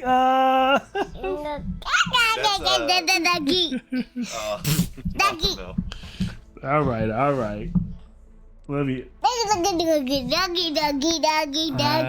I know. Hey, I have to finish this game. Can I finish it? I'll see you later. Okay. Okay. She went to Kidchella today. And so she's on that kid high where she's like she's refusing to wind down. Like the day's over and she's just refusing for it to end. A rock horsey. A rock horsey? What does that even mean? I don't know. Kidchella was supposedly at one of her friends, one of the parents like has a at her daycare is a member of a country club where they had like this DJ, had a kids DJ and like popcorn and all this stuff, and so she went to kids. And so it sounds like she's just been like running her mom ragged all day. So I feel bad. Yeah, I know, goo goo gaga. Yeah, don't act like a baby. You're not a baby. We're gonna have all day tomorrow. We're gonna do some fun stuff. So yeah, all day. I know. So I'll catch you. So go get ready for bed. Okay? Come on, let's go. Because that's the only way we can have a good day tomorrow. Come on, we'll be right back.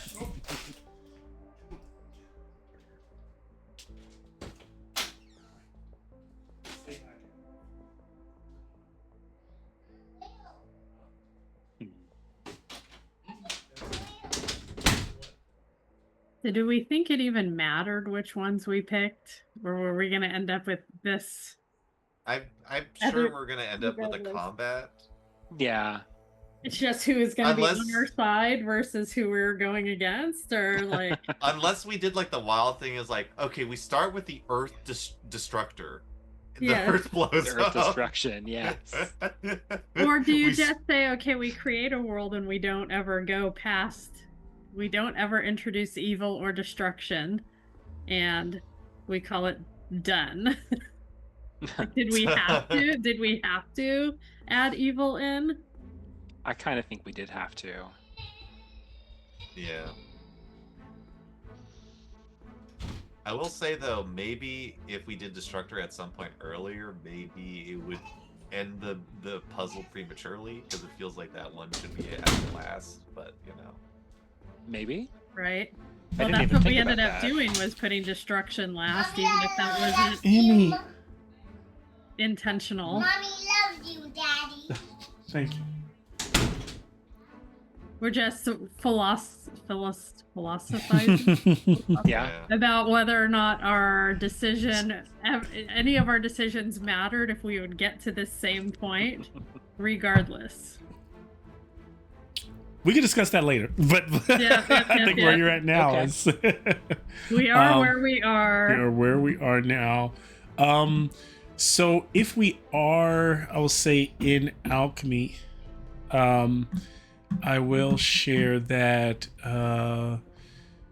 Actually, alchemy continues to do things good, and they frustrate me, and and I'm like usually happy, and then I'm like, oh well, that thing, that's not what I need. Because usually I was able to do initiative without you all logging into alchemy, but recently what they did is they made the initiative system better by allowing you all to draw your card personally before I start an encounter. Actually, let me put in the but now, so now you have to, that means you also have to like be logged in, because now I can't, or either that or I will have to I'll have to basically roll a die or draw a physical card so that I can give you a number, where it used to just kind of be automatic.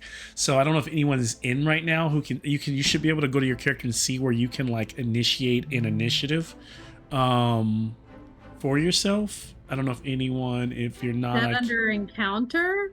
It should be under, let's see. So first Drawing let me. initiative? Yes.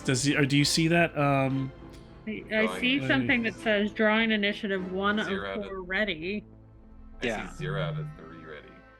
Oh, I Uh-huh. see the draw your Do a initiative. 5. It's right under my character name. So if I go with my character name and look under that, I Okay. see draw initiative, and I got a 1.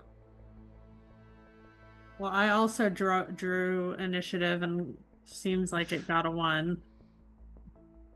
Wait, you both Is drew? that my initiative or yours? I can't tell. I whose should initiative- see. Oh, the one um, that I got 1. If I click on the initiative card. So if I Wait a say, minute. the weird thing about that is this, no, because if you draw initiative, I should see. So we did this the other day with my other group, and I saw him pop up. So I saw Takula do this, and then I would see his initiative appear on my screen. So that's interesting that I don't. If that is the case, I don't see that here. So wait, I need to do fire. I'm gonna reload. Water show.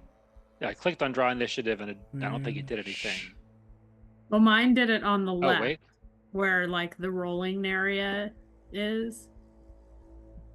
Well, why are there two? Why am I showing two Sylvia? Why are there two Takulas? Uh-oh.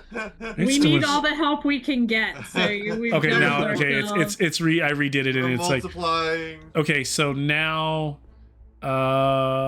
let's see, you should there we go, initiative. So yeah, initiative. I seen Takula did initiative draw 3 Okay. and then initiative draw 2. Okay, so now they're appearing for me. And then there's earth, wind, and then there's wind show. And then I should be able to start the round You see my initiative in there too? for. Or do Yep, I I need to see. draw No, them? Karasi, I don't see yours. I see Takulis got 3. So my wind elemental has Here, 4. I'll do it again. And I'm trying to learn how to do my initiative for edit initiative. How do I? So the creatures used to. Wait, hold your. If I change. Oh, it's freezing up. It's got stuff's going on. Oh shoot! Kicked me out. What happened here? Mine says it keeps saying my request. I keep getting an error message. So I'm gonna go back. Oh, that's to that. weird. So wait, Takula, you had rolled a what? You had gotten what number? 3? Okay, so I should be able to go in here and just edit and put Takula at 3. What did you have, Nick? Sylvia? Oh, see, that didn't even, did that stick? Oh, did I save it? So 3, save it. Something went wrong. No encounter to update. What do you mean no encounter to update? That's weird. I did get a 2 on my initiative, and I see that the drawing initiative has gone from 0 to 7. 0 out of 7 already. It says 0 out of 3. 1, 2, 3, 4, 5, 6. Yeah, there's 7. There's 7. There should be 7 people in the. So I Okay. don't know why. I guess. So I guess. Oh, I see what it is. Is I can't change. I can change it for Takula after I've started. No, something went wrong. Yeah, Takula? Can you try to draw again? Yeah, sorry, I'm using you all as guinea pigs right now to test this, but it's a No, little. you're good. I don't have the option to draw anymore. I have Anymore? to Neither do reload the page. I. Interesting. So did it all? Like it doesn't even show an encounter for me anymore. Okay, let me Me, wow. close the encounter. If I could close this encounter, and maybe if I See what happens if I Yeah, I'm just using y'all to troubleshoot how this works now. Okay, so what do y'all see now? So oh wait, you're not even in. So is there any counter at all? No. No. No. Okay, so if I do this initiative order. Okay, how about Oh, now? Okay, so Okay, when let I me try. so now I know when you all see it when I click initiative order, I have to click the certain button. So I've clicked that. Now you all see. Okay, Takula has 6 now, which you does. Sorry, I should be able to change that to 3 like what it was. Ah. Crossy's got 4. Okay, Sylvia, how about you?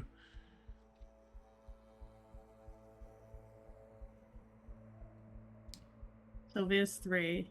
Okay, so Sylvia's 3, and then it gave the rest of my guys. So then I will swap with Takula since I knew he was. Oh well, Sylvia's 3. So you all can choose to swap those if you want to. That way, we'll just keep it that way. So all right, well that's how that works now. So at least we know how that works. It gives the bad guys automatically get listed out. So yeah, so we got the fire elemental being 1, and the fire is you all put the fire as lawful. So No, fire wasn't lawful. sorry, you put the fire as Fire we haven't Destructor. placed yet. Oh, you haven't placed Oh, yeah. fire. Yes, so fire should not even be on the board. That's what should be missing. It will be placed- destructor. You placed. Yeah. There is no fire. You placed fire. You placed. The earth was Lawful good. the void. You had your air. So air will be the stand-in for like the lightning creature, and then the void was placed as lawful. So I don't even think I'm gonna for this round I'll add void as I'll put them as show and then just put them. By the way, I'll swap initiatives with Karasi if you want, because Sylvia's not doing too much on her turn. I usually don't do too much other than cast my power fists. Okay. So I have remove the fire titan. I assume you would switch your fire and your void. You'd make your fire your void, since you meant that to be lawful. Oh no, I don't think I meant it. I think I just for some reason I thought about it. But so now fire is out. It's water elemental would be first, and water elemental was chaotic, right? So the water elemental is going to choose a target randomly. So I'm going to roll 1, 2, 3. There are 6 targets on the board. I'm going to roll a 6 and go clockwise. 1, 2, 3, 4. So why? This is sky. Water will strike. So going this way. 1, 2, 3, 4 will strike to Kula, but it seems to be just lashing out. That creature will.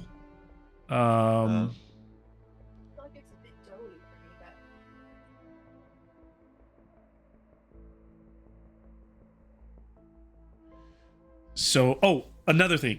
You all are gods in this scenario. So, temporarily, your hit points are doubled. So, you can either. Actually, what you can do instead of like doubling them in out or however you're tracking them, you can just apply resistance. However you always want to do it, you can apply resistance so you can half damage if you feel like that's easier than doubling damage. Yeah. So we just apply that. You basically all have like a magical resistance. So it'll essentially make you like double. So the creature will do wet embrace. It will hit automatically, and it will try to rush to Kula and try to grab him. It will not actually be a grapple. It will let you go after the move is over, or you can try to fast footwork or sidestep. But it is a physical strike that will cause a number of d6 damage. I'll just tell you, it's going to be 3d6 damage. Well, don't worry about that, because Sylvia can spend 2 willpower to use Guardian to intercept and take the hit instead. Okay. So seeing the the water rushing in, she interposes herself. Get behind me! And will take that for Takula. Nice. Kula will gladly get behind Sylvia. So as Sylvia cuts off the advance of the water being Titan, whatever this thing, that damages. So then, is it just yes, as a block? So then the damages is applied to you instead. Yes. Yep. Okay. This does not take my action. Yep. As well. It will be. So of course you will cut this in half, but it will be rounded down. 11 points of damage, so 5. 5. And does my armor work against this? Yes, armor. So the way armor is always first, and then cut the damage in half. Yeah. Okay, so with that being the case, I cut that damage down by 3. Okay. And then half of that is 1 point of damage. Okay. Followed by What's your Sylvia. armor rating? 6. Oh, are you wearing a great open helm or great helm? So Great helm. And your chainmail or plate? Plate. It's Oh, your plate. Okay, that's Jesus. That's what a knight Okay, so rolls she's off. jeez. Okay, so yeah, she's just so walking. She's like a full on tank. Good shit.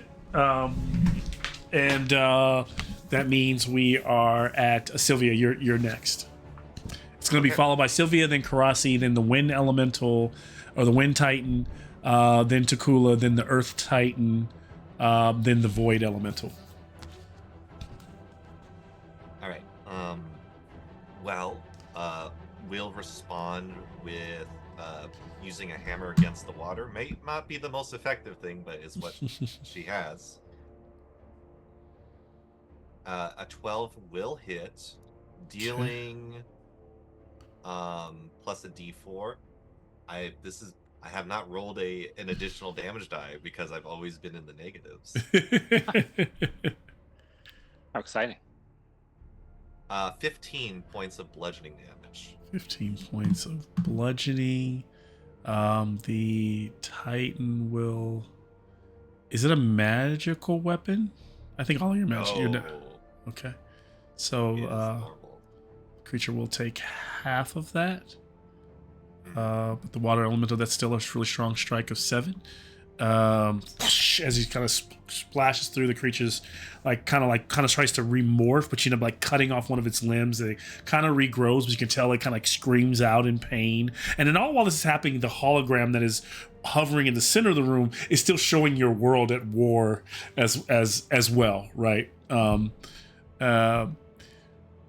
And you get the feeling, even though like as this is all happening, that the war, because it's like.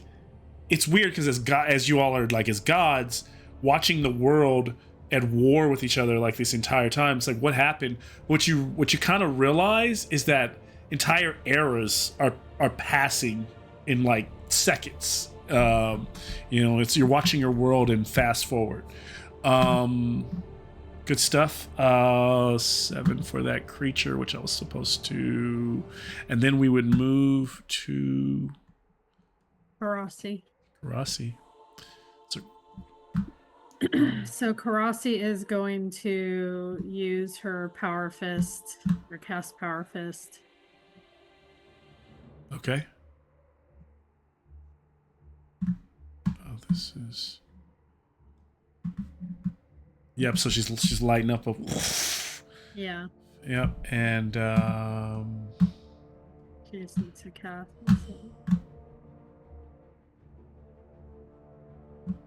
Okay, so she successfully casted it. okay.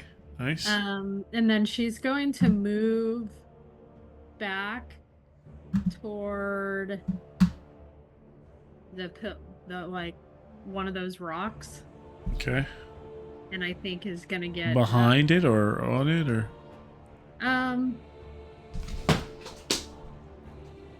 Not. I don't think she needs to go behind it. She just wants to get, just Okay. out of sort of immediate And she'll engage next turn.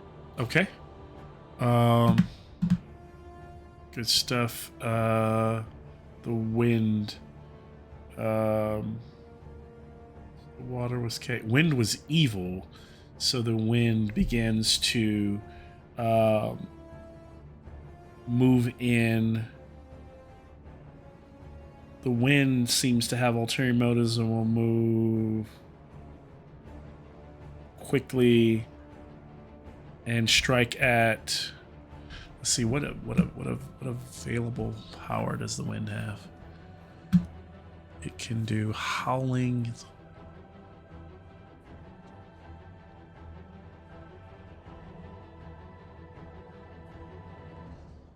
So howling winds kind of rushes towards Karasi. It is as a melee strike. It hurls its victim 3d4 spaces away and does the same amount in bludgeoning damage. It can be dodged or evaded if you choose. Okay, yeah, she will use fast footwork to evade. Let's see.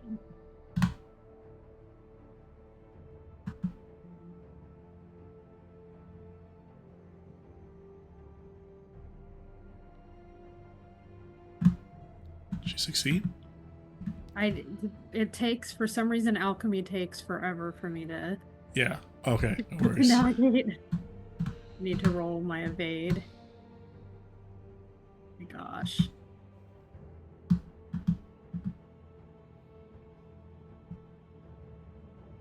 You succeeded. Okay. Takula is up before your earth elemental strikes. Okay. It seems like air and water are against us. See, and the water elemental is still engaged with me, or did Sylvia manage to? Oh, it's not impose engaged. herself? Yeah, she imposed herself, so she's well, technically, like rules is written. It doesn't like actually like keep you from being closed in. It just absorbs. She just absorbed the damage. So technically, you're still within 5 feet of the creature. Yeah. Yeah. Yeah, I mean, it like- doesn't push you further into things. Yeah. Yeah. Because ideally, I wanted to back off, but that would then be I would need to do an evasion roll. Yeah. Here's what Either way. I'll give you a boon to your evasion roll. Oh, if okay. you- for what? Yeah. Let us see. All right. Okay. So yeah, so you can freely move away. Yeah. I'm gonna take a page out of Karasi's book and get. Oh, actually, you know what? Oh, what I'm just going to do is step behind Sylvia. Okay. Yeah. Because that was the whole like Sylvia would have told us she can protect us as long as she's close, right? Within that 5, like if I'm right next to you, Yeah. I can't interpose. Yeah. So for, I mean, for the sake of description, like Takula kind of like drops and rolls behind Sylvia, so he's just a little bit out of the way of either of those creatures, and he is going to draw 2 arrows and try to hit both of those elementals that are up in front. Nice. Okay. So yeah, let me spend that willpower. And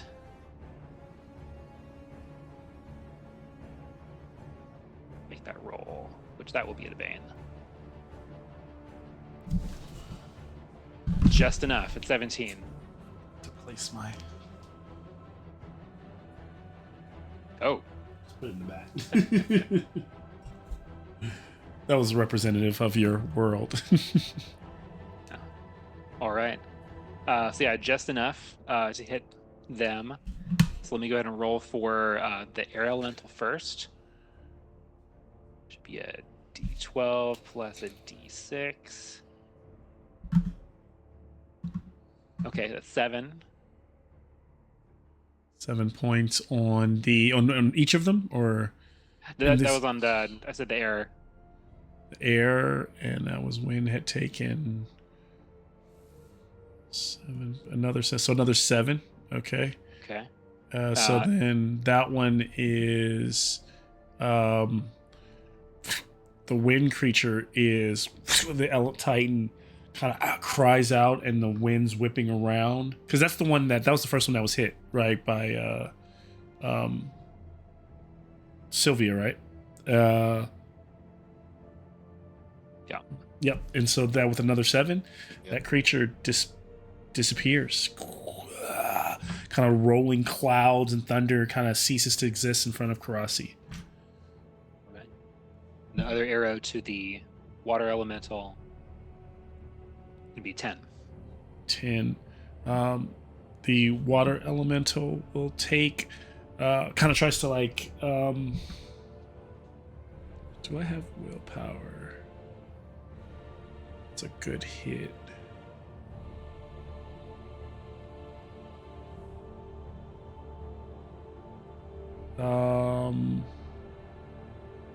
Yeah, so the water elemental will take that. So putting some more damage on water elemental.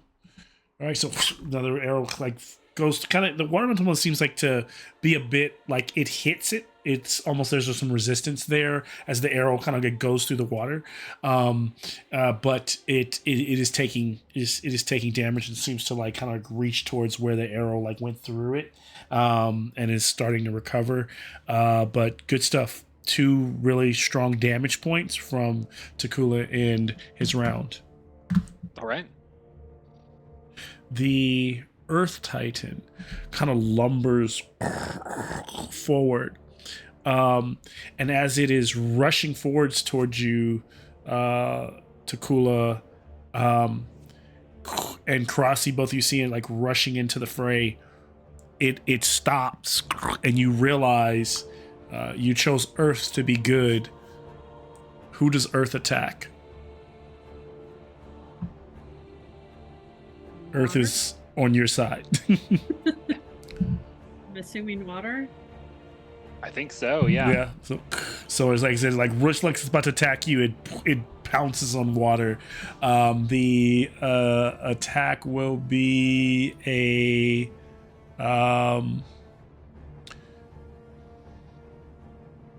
Fists of Stone can be dodged. It will afflict 3d6 damage. Water Elemental, I am going to spend some willpower on this one and try to get him to dodge it. That is a success. But good point is there's some willpower was saved, and the elemental you now realize is on your side as they begin to go fighting toe to toe, swinging at each other, clashing in the space with you. The void will begins to float upward and kind of just moves away from the battle and almost seems to like take a stance of an observer. This is, let's see, is that the end of the first round? As you are all like fighting and figuring things out, let me see what I want to add to this.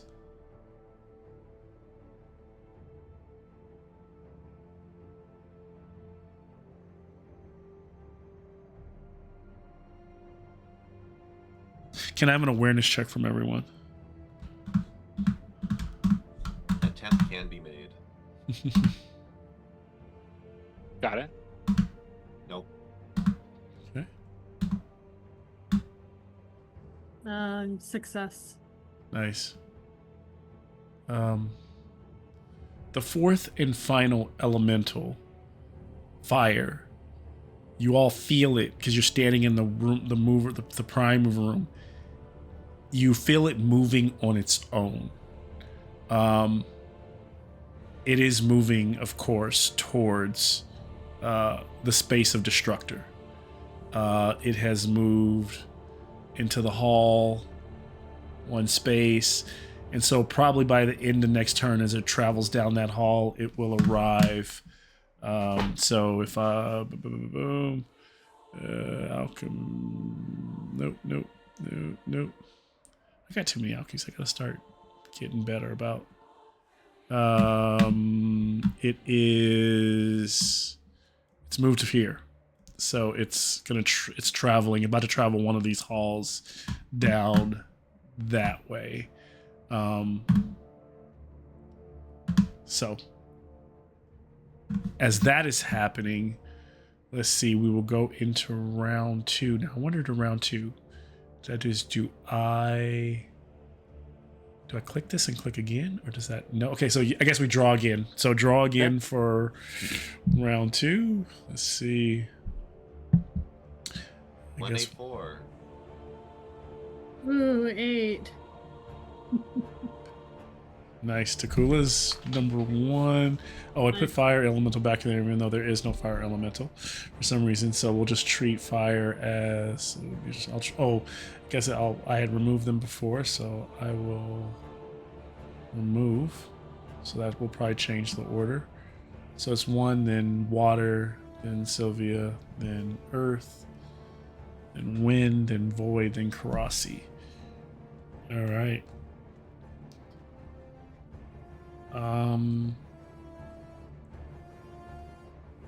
This round, kicking off with Takula. What do you want to do? Takula is just going to circle around to Sylvia's left side, trying to avoid crossfire against the Earth Titan, Yep. but then still staying in that within that 5 feet. Oh yes. Oh, just doing that. Yep. Yeah. Gotcha. Yeah, gotta have the shield here. And yeah, it's just gonna he's gonna kind of crouch and send an arrow up towards the water elemental. Okay.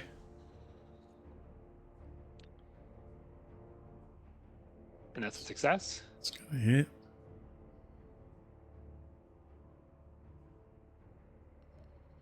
For 15 damage.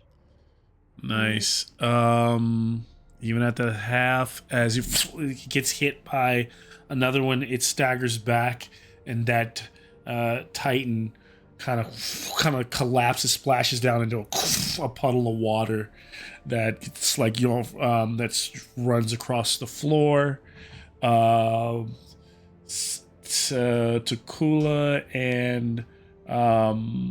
and Sylvia, can you give me an acrobatics check to not as the water rushes at you? That's a success. All right, Fail for me. success. Takula is prone. Okay. That's it. Just kind of falls over, kind of slips downwards. Let's see. Water elemental is removed. It is no more. Oh, well, you do have any. So you only have void, huh? Because as the earth is on your side at this moment. So. And wind is gone. So yeah, in this moment, as the these are the moments where you realize the fire elemental is moving down the hall. So it's still all happening within rounds, so the rounds don't end. So Sylvia, what do you actually do here? What would you do with your time? I'll call out to Crossy and try and swap with her. Give her that opportunity. Okay. And this is to represent. This is not where it is, because imagine there's not representing the space appropriately, but that element as it's moving towards Destructor is coalescing. It is turning. It is taking on a fiery shape. Jeez. Is it really that big? Yes. Because each one of those orbs is about that size, and so now it's like becoming something else. Yeah. So is it coalesced enough that I can hit it? You can try to attack the element. You would be moving. You'd be leaving this space, running down that hall. I'd give you the the cinematic grace, because you wouldn't make it in terms of speed, but like for this round, it just to say like she's spending her time running there, and like maybe even last turn when she hit the light, when she lighted her fist, she decided like I'm gonna try to stop it. So that by this turn she would be in the hall. Because I've been using also these. It's actually a good opportunity to think about this as the way I use these round mats. Because Professor Dungeon Master, which Jason hates, often uses these mats in this way, where they often don't like. This means this is like a close combat. This is like medium range. It doesn't necessarily mean these squares. And this is like, so basically I'd put her here and be like, she's like off the grid. She's like in the hall, like trying to stop this thing. So it's like a way to represent something happening without it being like actually what's on the actual board. So that would actually be a good example of using that if Karasi's going to go after that. She wouldn't be in the same room, but she'd be going down there to try to stop it as it's coming. Yeah, essentially when she feels that it is the presence there, and she deduces that with her awareness that it is going toward that destructor, that's when she heads over to it to and then she try just want to stop it from reaching the destructive. And she's gonna punch it, or if there's something to punch. It's a giant swirling fireball. And so imagine, okay, so this is what she sees as she's running through the hall. She's stone hall, like the nebula above her, opaque floor, nebula below her. That ball begins to kind of change and becomes like oval shaped and almost like human. Like she sees the hands begin to coming out of it and the head beginning to morph. Like remember the creature at the end of Princess Mononoke, like just becoming something. It's that thing, but just a fire, like just burning fire, just becoming something. We'll see how this goes. Let's see if she has any fur left when all is said and done. I think I might have clicked on something wrong. Hold on. And in your defense, I think Karasi has punched dumber things before this. That is true. That is true. Very likely. Okay, so she is going to attempt to brawl with the massive fire thing. She has successfully did the maneuver toward the ball of fire. Love it. Does she hit something? She does. If she and she hit something, then what's her damage? Okay. Always have to figure this out. Okay.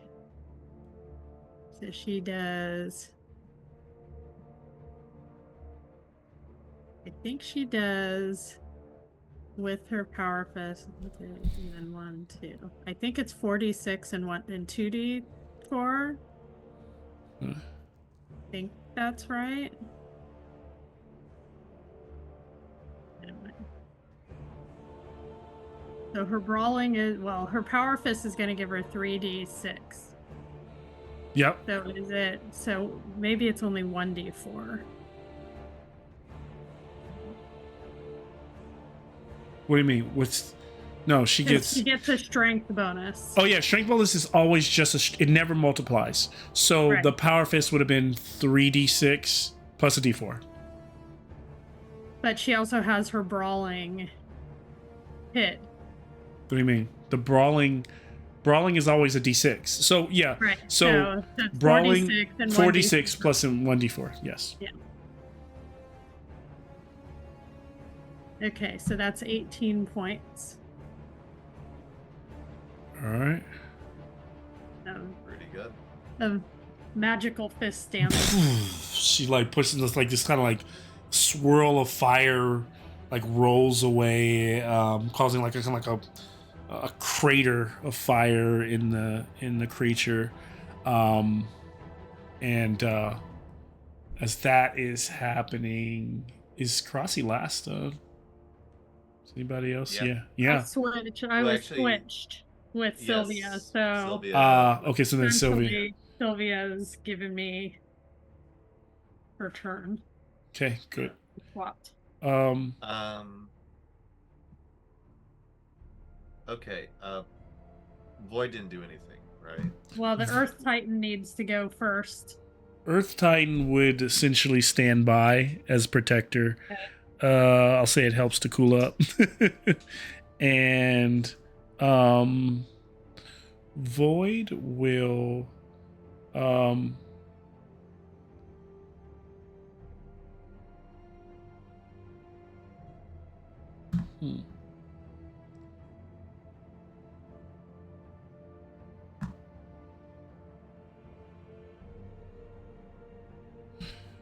Void is going to can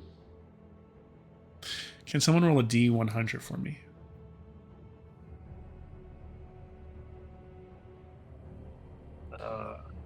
So there's a 50% chance Void is providing balance here. So it's a 50-50 what Void does. I'll say the lower 1 through 50 is better than 50 and 51 and above. Did you want to roll that, Colin? Or... Sure. How does there a one way to roll do it it? on alchemy? Just roll 2 D10s and then you roll the first D10 as 10, the good one. yeah. 10, Okay. 10. First D10. So it's 90. Okay, so it's Oh, well, yeah. yeah. So 90's not good, right? that's not good. So that would be not in your favor. So the void in this moment the void begins to dematerialize.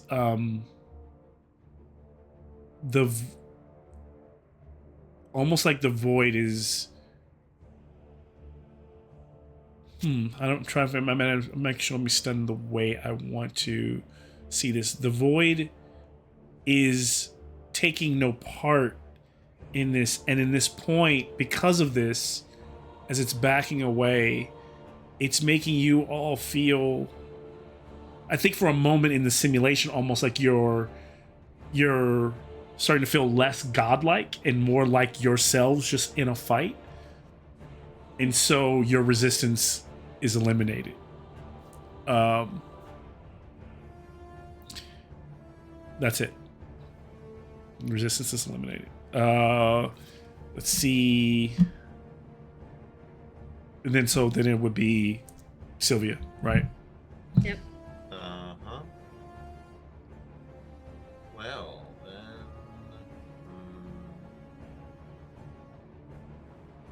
I guess we need to try and stop this.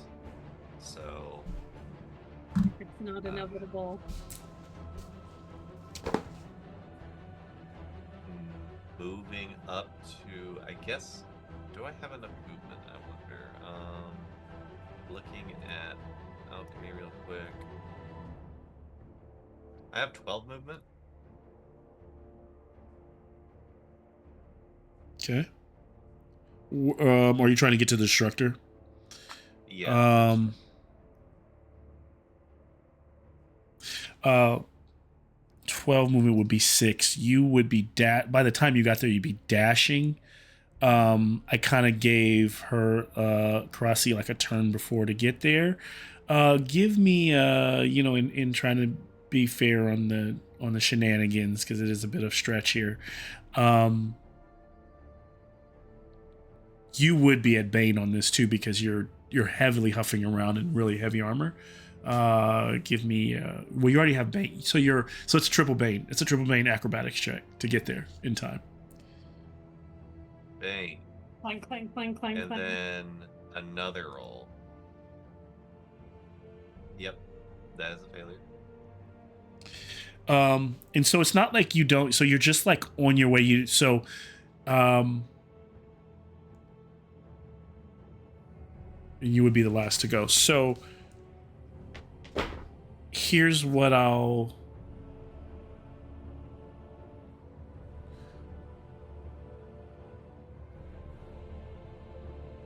don't know how you do this here, because I know in this game you can draw. I'll give you 2 draws, and you can take the better result on the next turn, since Sylvia didn't get a chance to really do anything this turn. She's like running on her way to like get to the battle.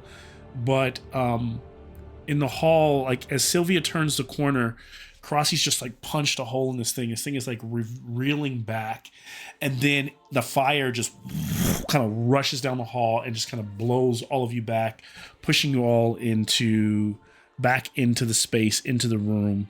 I'm not gonna prone you all. Like as you all begin to stand back up where you are, that creature is kind of coming through that space, that doorway, and kind of turning into, and maybe it's poetic, maybe it's just the choices you all made, and it would maybe it's your worst fears, maybe the creature is taking on the image of your fears in Akbalon, but what you see the fire turning into is becoming a red dragon, becoming a familiar dragon at that, tearing down pillars as he enters, taking on the visage, taking on the image of Barathon himself.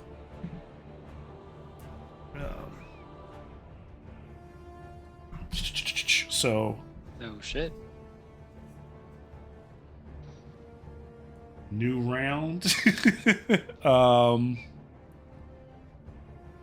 Your elemental will stay here. Your void elemental is still somewhere over here. Gotta get it. Floating around. Let me see if I can.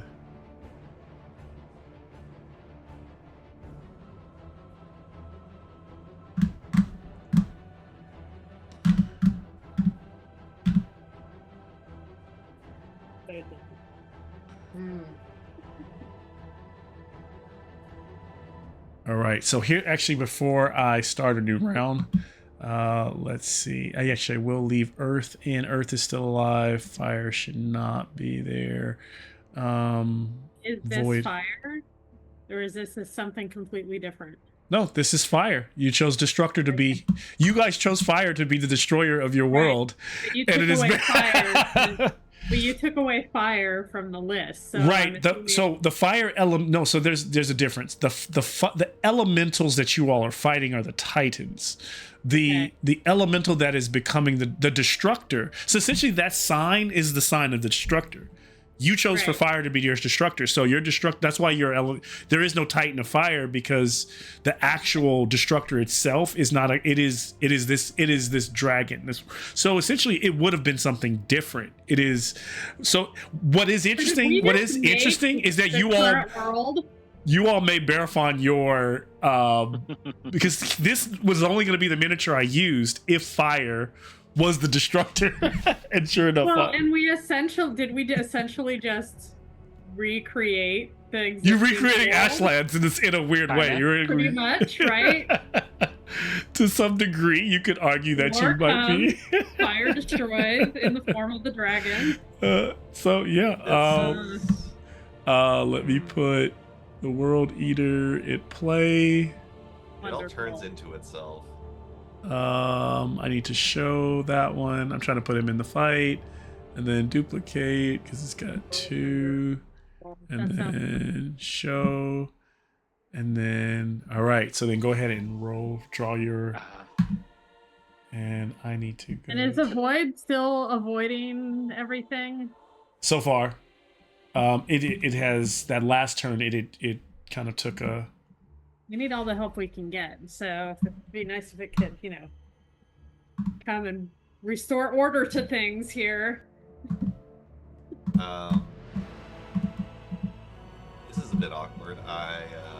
Because of that push, I don't think I'm close to anybody anymore. You're still close to the. Oh yeah, because of the push, you aren't. So you'd have to close the distance again. You're all like equally Final Fantasy apart. Hooray.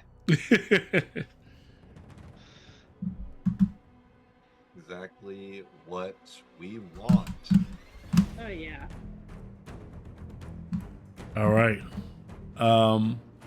Now let's see, the Earth Titan looks like it goes first in my. So the Earth Titan will head towards. Let's see.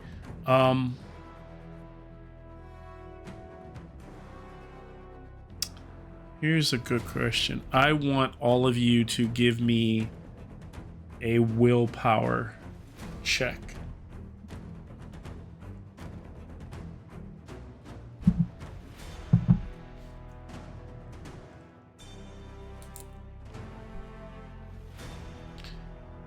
So That's a failure. Success for me. success, and I see success for both Karasi and Takula, but I see Takula having a better success than Karasi as a 7. Takula, the Earth Elemental moves towards you, and light hits it, and it begins to break apart and just like assimilate into a light above you. That's all that happens right now. So, Okay. your turn.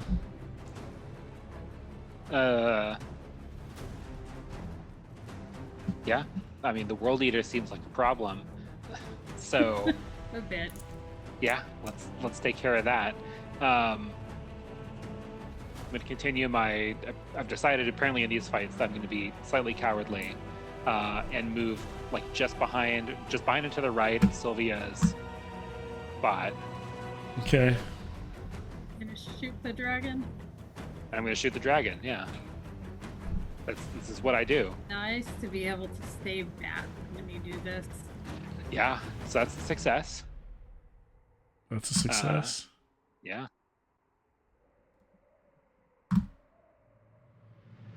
With it's 5 damage from that arrow.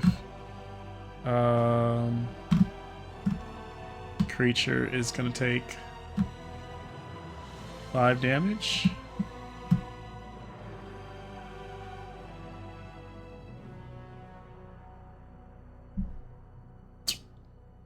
All right. That was it. All right. So like the arrow kind of like you see it like it tries to block it with his wing, but it like pierces through, goes through the wing as it tries to cover, and then like lands like in the shoulder, and it kind of like just grunts and then just continues to kind of like starts to move towards you. As that happens, Takula does land a shot. The World Eater or the World Ender will claw attack at let's see, closest will be we'll rush in and claw attack at our knight. Will you defend? It can be this let me see if this can be blocked or not, because it's a monster attack. Claw does not say so. It can be evaded but cannot be blocked unless you have the monster defend ability that does defend against monster attacks. There is a ability for that as a tank, but It is called shield block, which Nope. I do have. okay. Is that what you want to use? No, I'll Okay. just take the attack. Take the attack.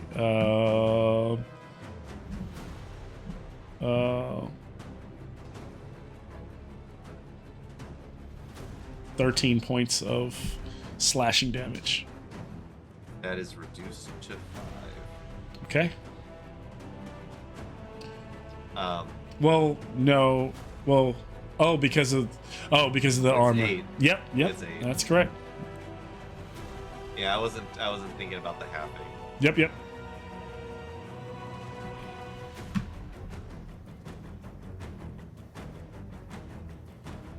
Then the wind elemental is no longer here, so let me remove Harasi. You're up. Okay, Karasi is going to power fist the dragon because that seems like a smart thing to do. Rushing forward. If she can find something that, to hit that's not going to flame her. Just bonk it on the nose. Yeah.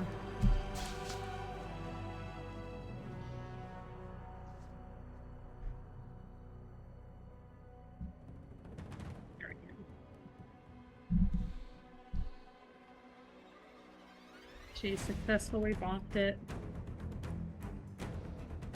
All right.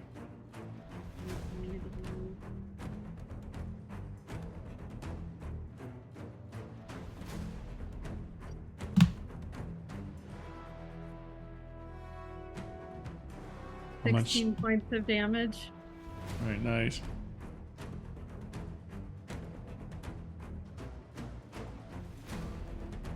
So, so she's like punches it right in like in the nose, the head reels back, and then it kind of roars, and you all realize you're kind of having this like kind of cosmic battle in the middle of this room, as it and so.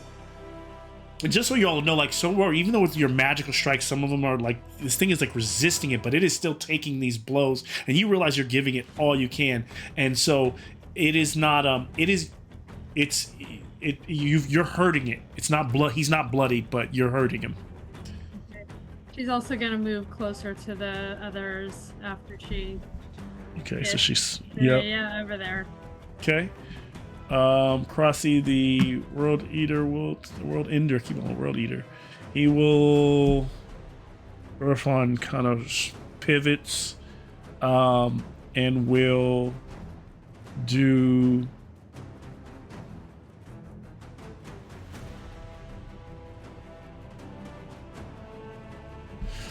so he will leap back. Anyone who is there can give him actually, he will try to evade to get a. He'll need to get an evade for both.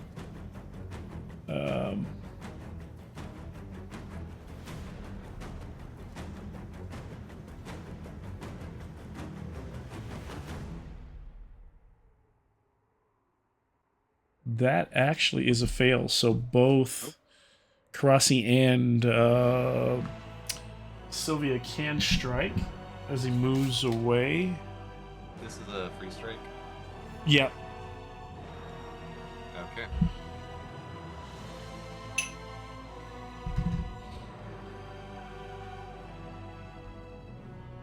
My person roll.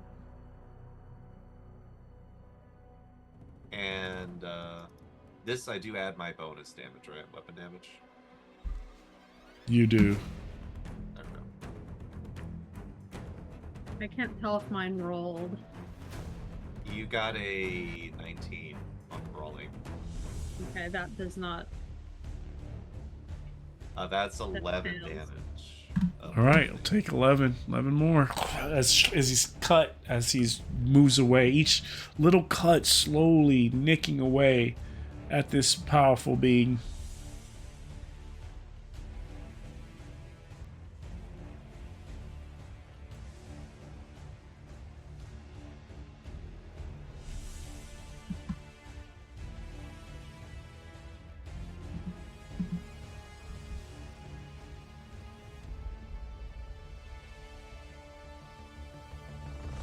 So was that Verifon, the World Ender's turn, which is flying up? No. Oh no, that was not. So did Crossy get damage? I was waiting for Crossy's.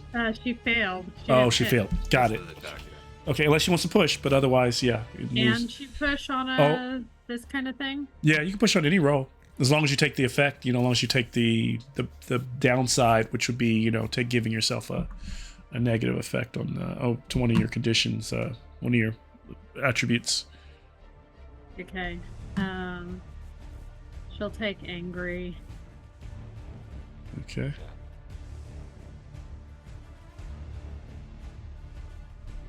And she succeeded that time. All right, angry succeeds. Okay, damage.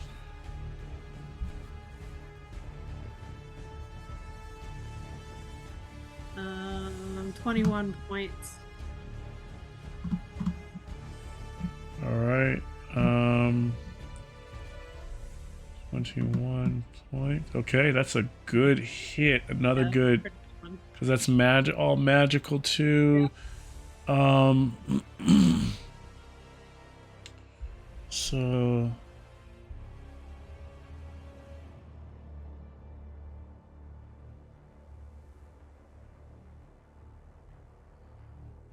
moves with distance of the dragon.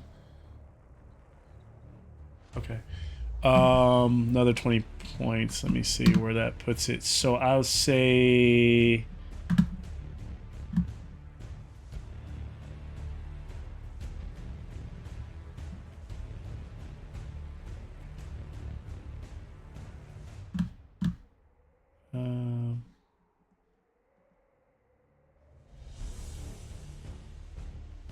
all right, getting there like that. So that hit alone as a dragon, like that. I imagine it hurt. Like it is almost like a strike as Karasi, like as it starts to lift up, she like leaps up and maybe punches it like center mass, like in the chest, like near the heart, and like flutters, and like you can it like, for a moment the scales kind of like move. You realize it's like a kind of a weak spot there where the heart like is burning, like this ember core. But nonetheless, it takes off, hovers over you, and sends down a blast. So essentially, this is a cone. It's a 20-meter cone. We'll catch everyone in this heat, in this blast. Also, Void would have gone before? No, Void would not have gone before this. So as it catches everyone in this blast, if you are going to choose, if you do have fast footwork, your fast footwork is baned, and even if you succeed, this special weapon will deliver half damage, even with that, because of the way the cone envelops you. So do you either take it or try to... Well, I was going to ask you, could Sylvia interpose herself with the blast and put the shield up to provide cover? Okay. Is she using her defensive move to... Yeah. And then... So it would be the Guardian, so 2 willpower there, and then... It saves one person, right? It shields one, right, of them, and then... It shields one. Shields one. And then that means the damage goes to you. Mm-hmm. That's an interesting way, because some people be like, okay, does it... Because since this damages both, does that give you double damage, or does that just negate damage to one person? It being a flame weapon, that's interesting, because then you're taking the brunt. So I'm going to treat it as it's one blast. It's a lot. Yeah. I mean, if you use that shield on yourself, would that have gotten rid of that damage, or is this like a special ability? No, it just gives me the ability to block things I normally can't block. Okay. So normally what he's saying is, because actually your ability, does it say specifically block melee? Does it say what kind of damage, or does it just say damage? Physical monster attacks. Physical monster attacks. Oh, there is parentheses there. Yeah, not area of effects. It tells you. That's probably why. Okay, so here's what I would do in that case is that you would take double damage. You'd have to take that double damage. Now you'd have, like, if that's what you want to do, I'd allow you to use it, but you'd be kind of sacrificing Sylvia for it. Or yeah, that's the only way I think that would work. I like the idea of watching a knight stand in the face of fire, right? And that seems cool. That's not what that ability's for. Here's what I'll do. It wouldn't. Who would you be standing in the gap for? Takula or? It would be the closest up front, so I guess it would be Karasi in that case. Okay.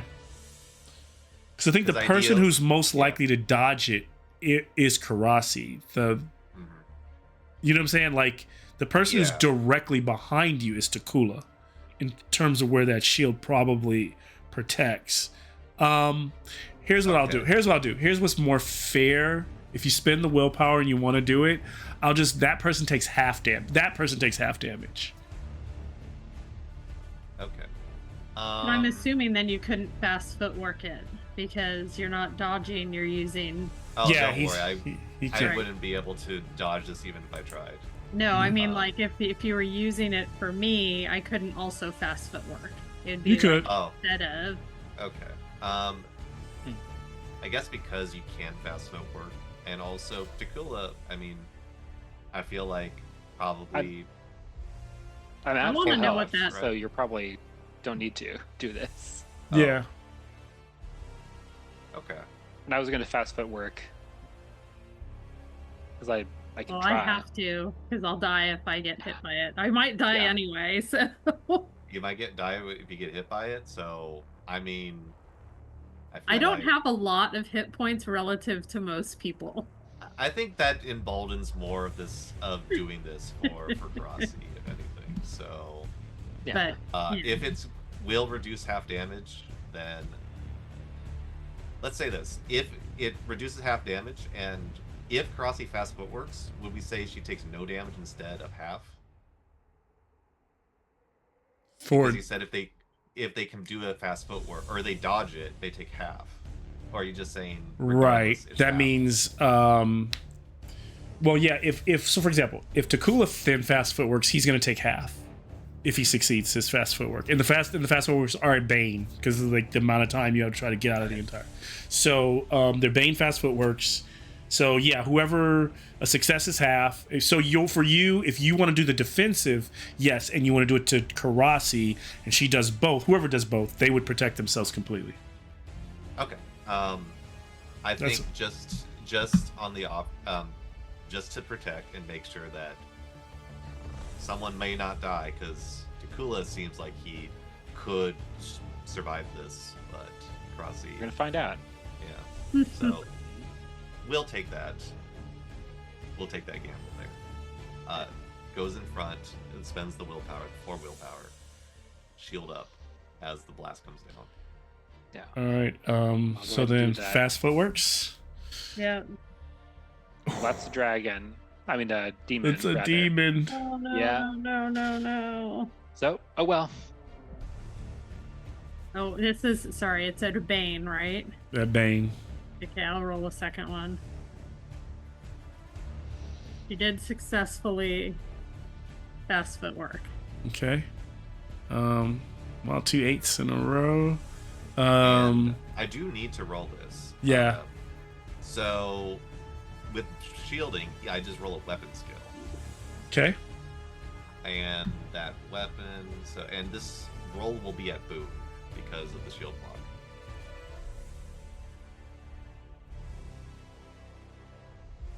Does succeed with 13.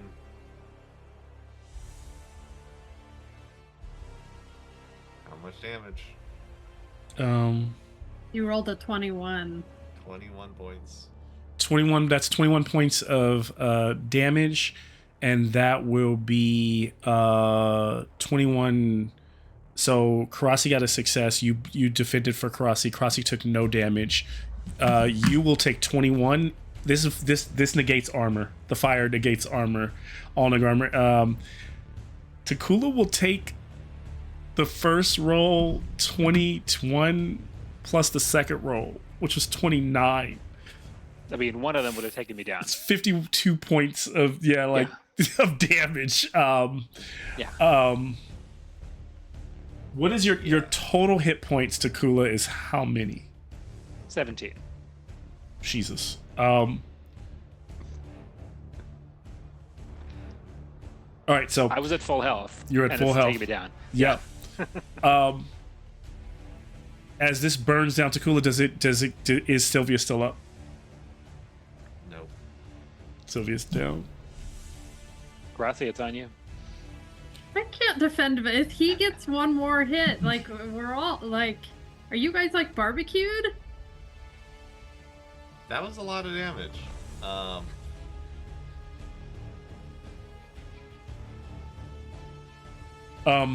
So basically what ends up happening is, Takula, you take so much damage, like the pain is so searing, like it you gotta go into shock, and you feel yourself like, God, like you watch Takula kind of like burst into like stars, and then Takula, you come to outside of the cave like in the cold, and like Khalid is like, I got you, calm down because that would have outright killed, like that would have killed you Yes. in game. Like they would have outright killed you. You would have like no death saves, no anything. So Takula is out of the scenario. So, can I ask a question? So, the Earth guy did the beam of light over him. Did that do anything? We're not done with the round. So you're done. So now, Sylvia's down. So then yes, now would be the void. So then the void moves over. It disappears and it starts to coalesce into the light that is above, into what was left of the earth, and that together, now that it had chosen Takula, Takula is no longer there.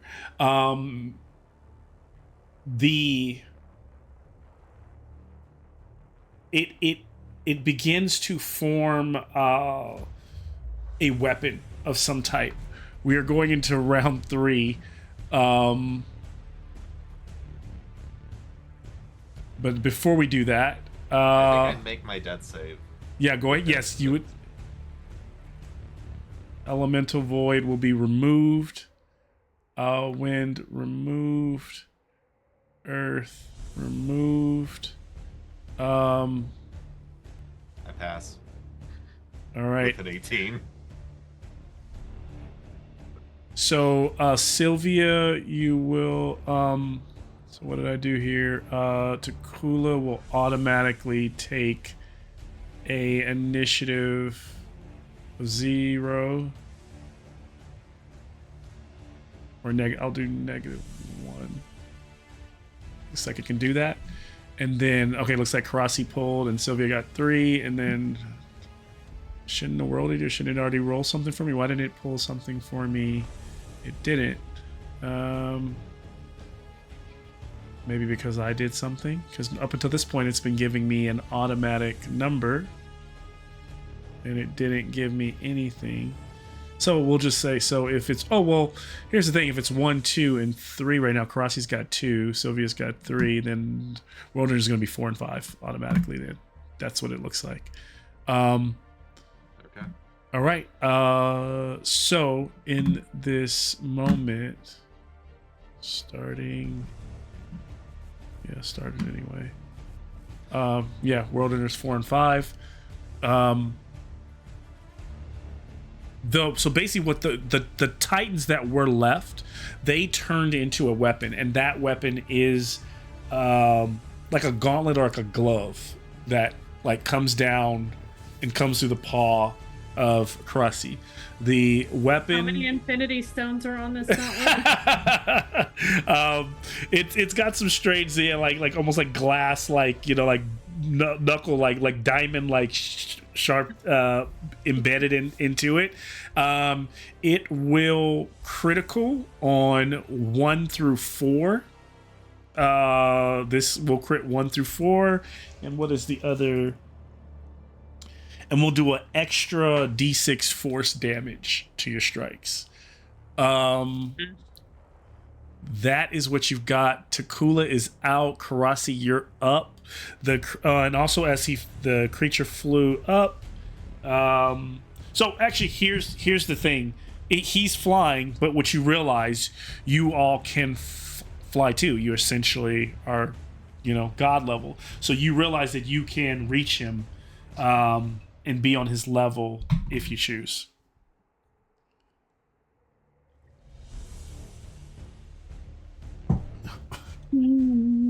Okay. Just making sure I don't have anything else I want to add to this craziness.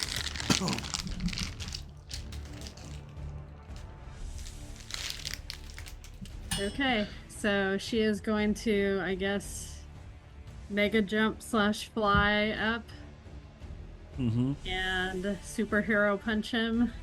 All right. With Gauntlet of Death.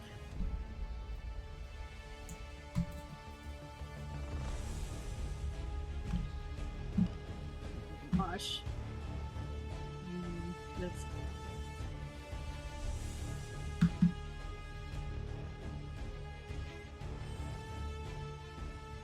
Okay, she succeeded in brawling. You guys have done a good amount of damage to this thing. Okay, so what you said, you said it crits on, what did you say? Well, I only got a 12, so I did not do that. If you would have got a 4, it would have crit. So if it's just a success, if it's just a hit. You said how much extra damage do I get?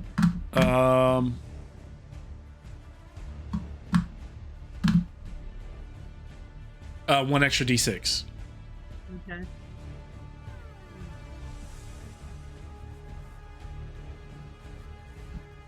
$19 points.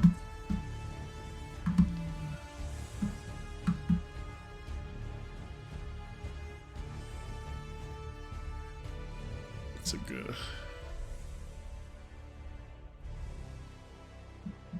Ooh, so it is severely bloodied.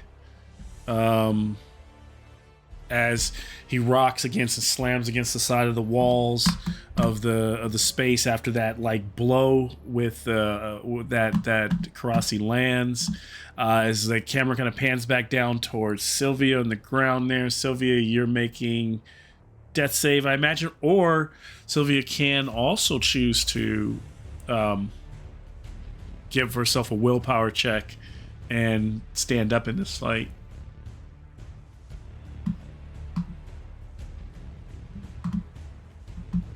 Yeah. Willpower check. 19. That ain't doing it. Jeez. She's like not feeling it. She's like, I'm staying right here. And con. Yep, and then another, yep. Save. Second save. All right, success. World Ender, the Barathon clone will. It cannot do the same attack again, so it will, as it's just been punched by Karasi, it reaches out and tries to do a bite attack. That's insane amount of damage. Can she evade it? She can.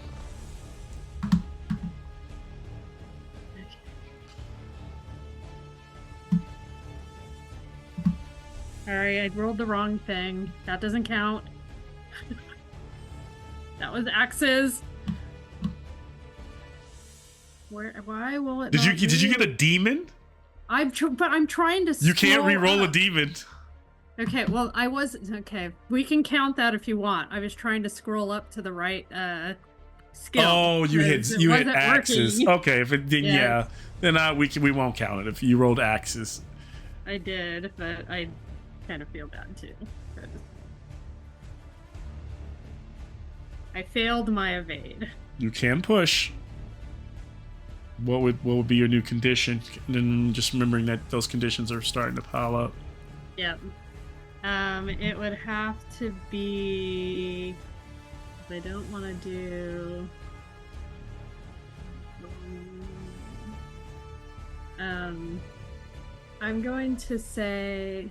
Oh my gosh, I hate alchemy. Can I just say that? What's crazy about this is that you could actually do. I mean, you could beat this guy. You're so close, but this could also go horribly wrong right now. Oh, Yeah. man. This is like. Okay, I've pushed it and I've taken. I'm gonna take scared. He's gonna go back to back. Ugh. Okay. So rolling that again. You would be the Okay, first okay. people to ever save a world in this simulation. If Okay. I've evaded. okay, evaded Take my is a willpower. success. Hold on. Need to You reduce- avoided the damage of 5d10, Oh my 31 gosh. damage from a bite. That would have been so amazing. I can't do the bite again. Can't do the second attack will be a jeez.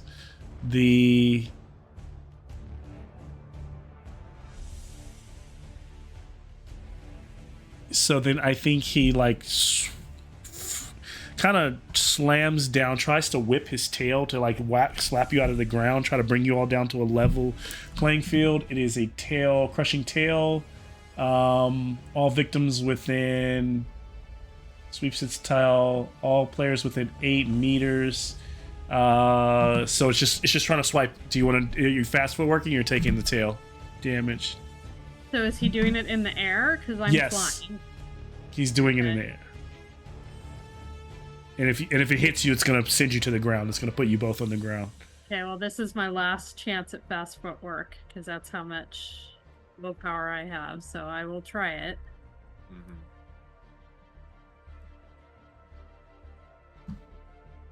Okay, I succeeded, so I cannot do that again.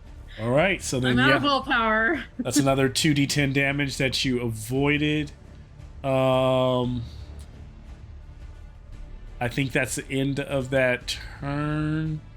We've got I know we're going late. We're almost done here. Why can't I see my yeah, that's the one that's real. Okay. Gonna be down to initiative. Oh. It's so close. So there's so a 3, 5, and then Takula's gonna take a -1 again.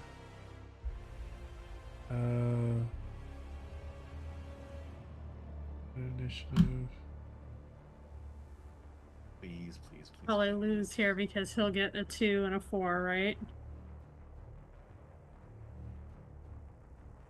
Ooh, he got a 1 and a 4.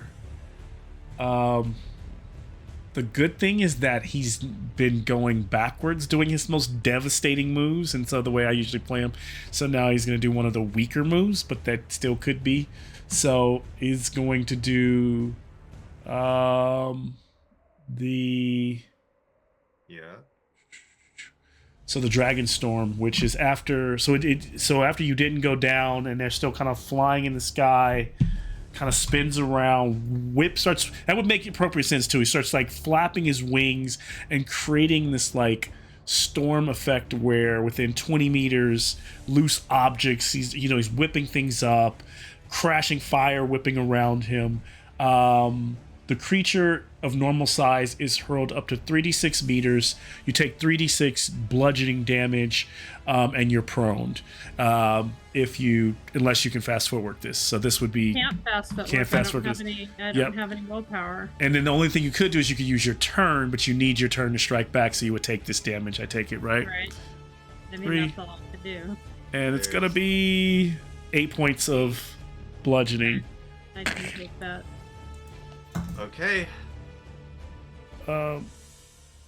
And he'll come landing down as well. As that happens, Karasi, it's your turn, actually. So yeah, Getting up, and I'm gonna punch him. if you can crit, I would say you have a really good chance with the amount of damage that you could do that you could end this. If you fail this, he's probably going to end you, because Yeah, if pretty you much. don't kill him here, because now it's a new turn, he can do his breath weapon and just finish it. Okay, she did not crit, but she did succeed in hitting. Okay, so she goes rushing back in. Let's see if she can do it.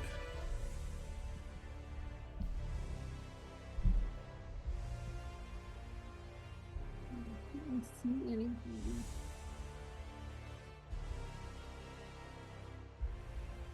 She had 19 points of damage. 19.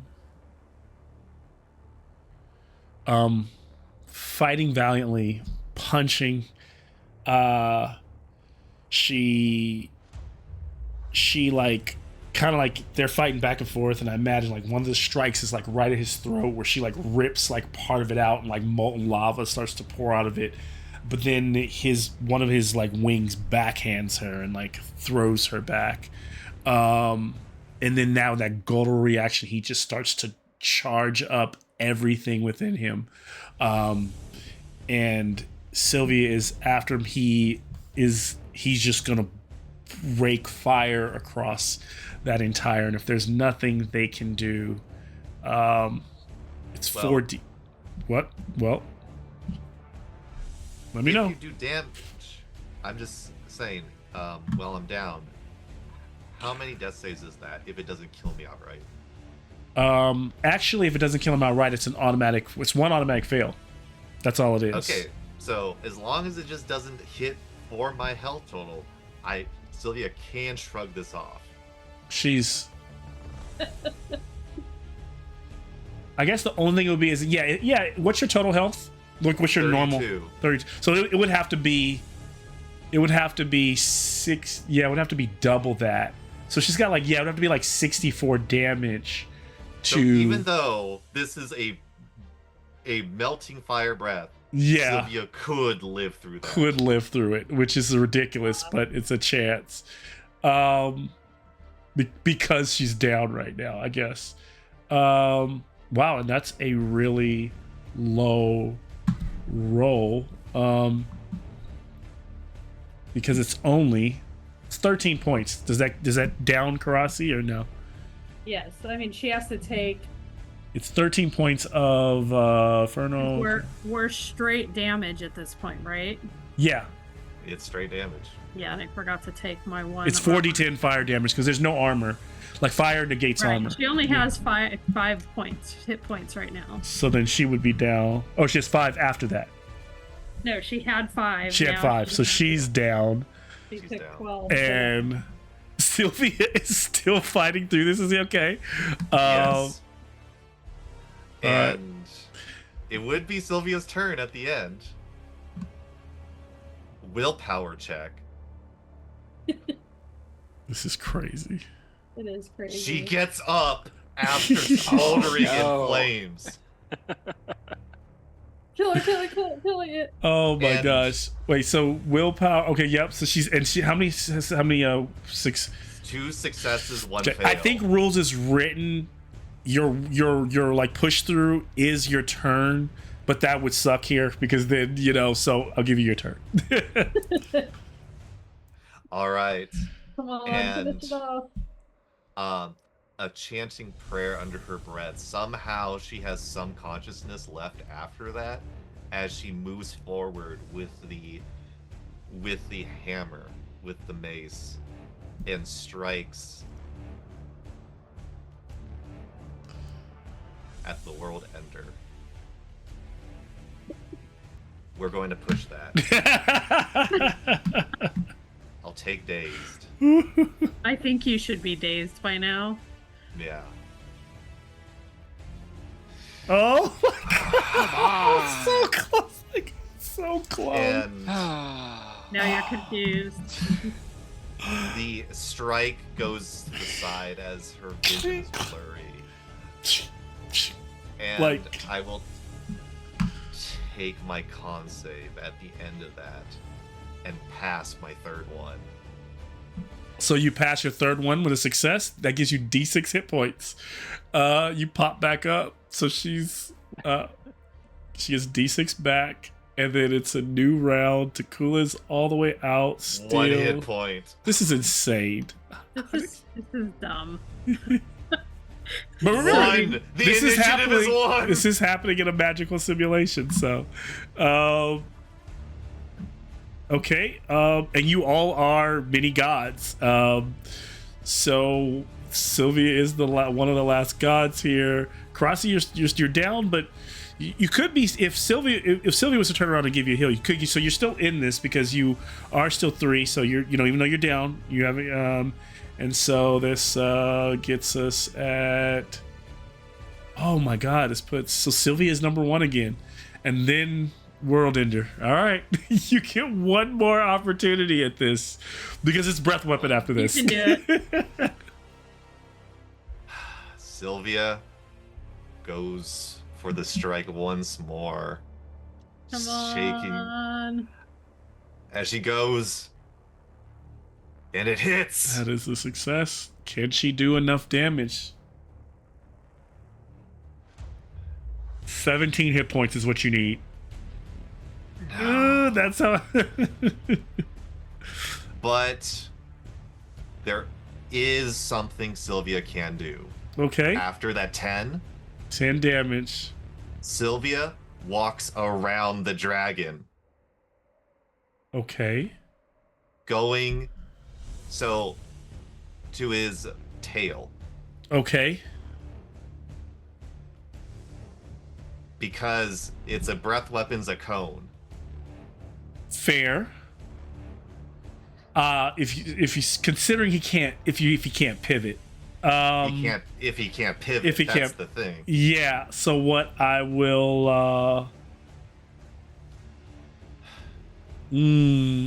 I like the idea. Technically, he could do the he could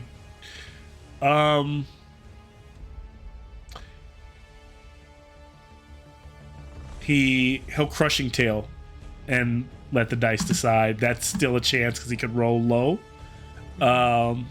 She only has a few hit points left. Yep. And he crushing tail doesn't negate her armor, so that's 23. That is more than enough damage, as Sylvia will go down. Very close, so close. And as this happens, they all like the basically you watch the as you kind of writhing in pain. And actually I described to Kula you being outside, but you're not. You're actually like in the corner of the room where like Khalid has you, as you all are watching the dragon kind of ascend up and begin to breath weapon and destroy the world. And as the world is destroyed, it all, like the dragon itself, all becomes a blast of light, and then it all gets absorbed back towards the center. And just as insane as it ends and as intense as it ends, it goes back to just a quiet whimper right before you created that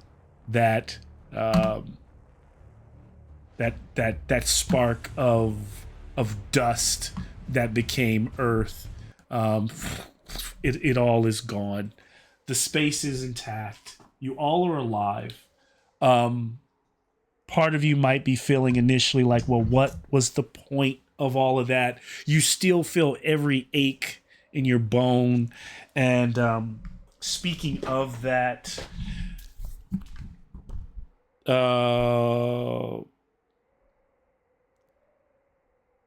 Takula, I need you to roll a... So I don't want you to think this fight was definitely not for nothing. Sorry, I'm looking for my page here.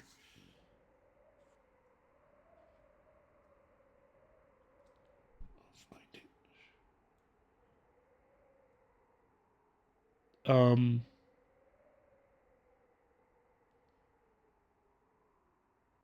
So everyone went down at the end. So everyone will roll a d20. And Takula, you will roll 2 d20s and take the highest result. I got an 18. Okay. Same, 18. Okay. D20s or no, just a D20? No, just one for you. 1 for us. 10. 10. And then just so you both don't have, I don't want you to have the same effect. I'd like you guys to roll your tie. Another Takula, D20. yeah, another d20. Reroll Okay. yours. 14. 14. No. No. What'd you get, Crossy? 9. Okay. So Karasi, you walked away from that fight with a concussion that will take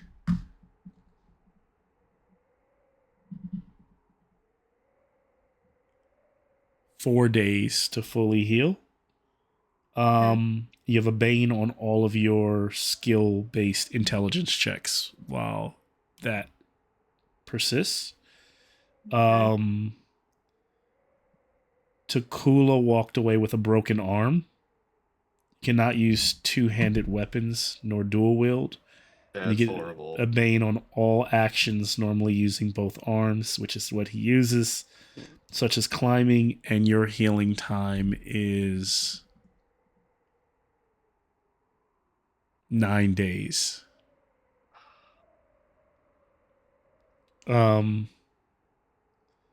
In Sylvia, you walked away with, you said a 10 for you?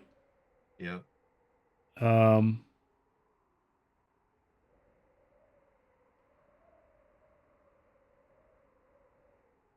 You got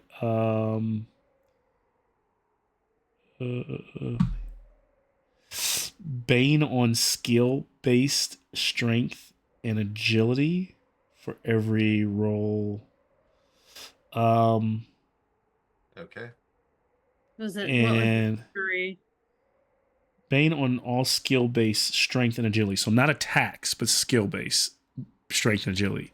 And after you do that, they inflict D6 damage. What's the energy? And it's broken ribs. Ah. And that is 6 days. 6 days. Now, the good thing is you all are not moving into a place where you guys have some downtime for some days. So just mark those for now. They may not, I mean, more things. And not all bad will come of this as well, because I think the cards were, what you realize here is Khalid is like coming to you. He kind of looks and goes, and you see the fifth world materialize on the, another one, even though the others were, this other one was destroyed by another one, destroyed by fire. So in a weird way, I mean, interesting what you said, you kind of created a world similar to the one that you all had gone through. And at the same time, you're kind of sitting there a bit bewildered. Before Khalid says anything, is there anything that you all are doing or talking to each other? Otherwise, also, you all are extremely exhausted. All of your, put it this way, your hit points. So Kali, Takula, you would give yourself D6 hit points back. Technically, you all are fine. Otherwise, you're not fine because you kind of have all these injuries. So your injuries have persisted. These were a very real fight, but nothing killed you. The fire wasn't real. The fight was real, but the things that should have killed you weren't. And so, yeah, that's what I'm trying to say, is that it felt so real that you all are kind of reeling from like still kind of being alive.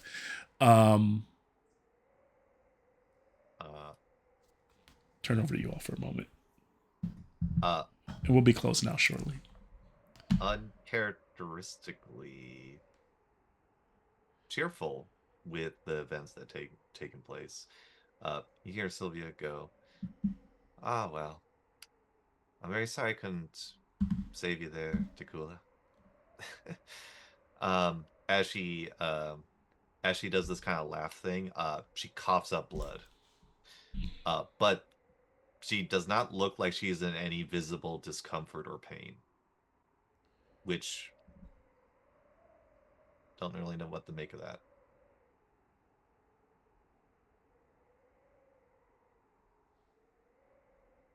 Why are you talking? You're coughing blood. My body will get better, and it's not too bad.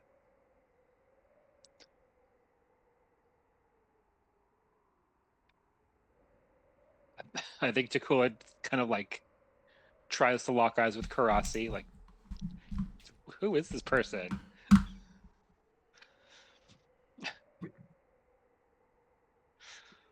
Why Starting are to you see so the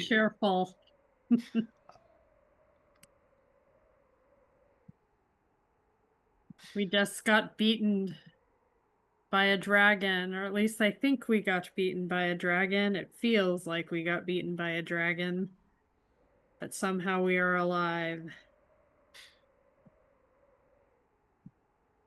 I got part of my wish that I wanted. And what was that? I got to see Barafon again. Again? Yeah, again.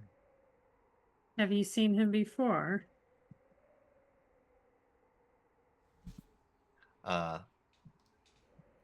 So they're kind of looking out to the kind of like the starry dome that this place exists in, Mm-hmm. and says, "One time,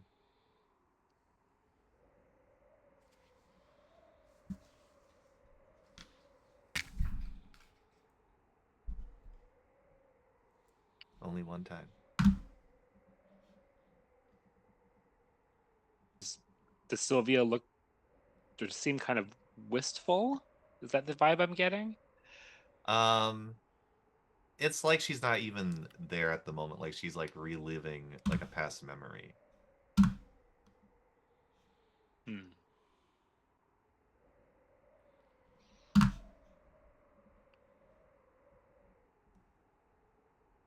Again, weird. Yeah. Yeah, pretty weird.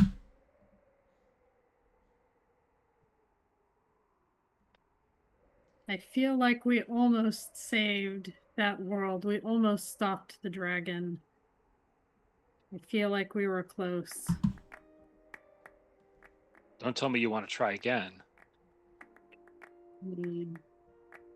Not today.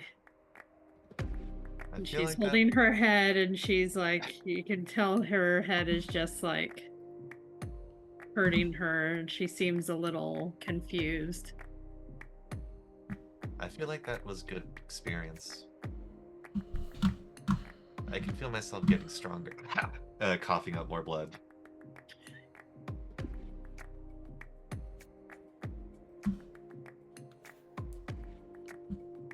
And slowly materializing out of the darkness in her presence, Naomi, her whiskers start to like move like they're in water. Her wings kind of come down. She kind of peers, like kind of brings her long neck down over you all, sniffs, looks at Khalid a bit disapproving, and says, then looks at you all, addressing you directly, and says,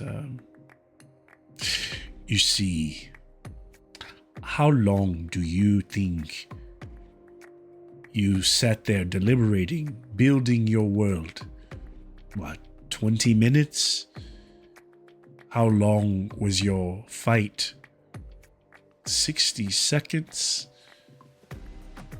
Think of it like this. You, for gods, that was 26,000 years. Your world lived and died. It was the point. Take from it what you will, the practice. But it is for you to understand you are but mortals, and you see, that time that you experience, think about dragons and how long it would take them to get to this point. So in a day, what's another day or 1,000 years? You're not going to convince them to move and enter any type of war anytime soon. Unfortunately, Khalid, your group is not ready. I would suggest you all go home and attend to affairs of humanoids as of your kind. Live your life. Enjoy it. This is not for you. as she turns to leave. Khalid, open a portal or get one of the cloud dragons to fly them where they wish. He just looks at you all. What do you say?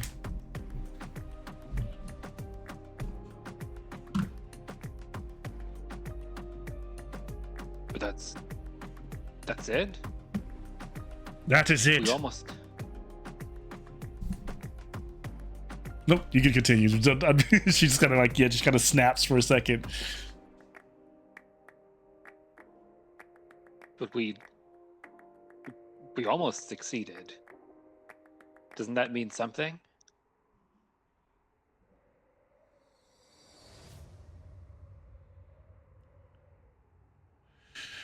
On the other side of the chamber,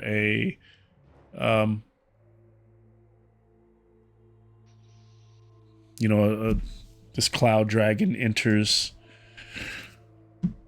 I've been summoned to take you all home.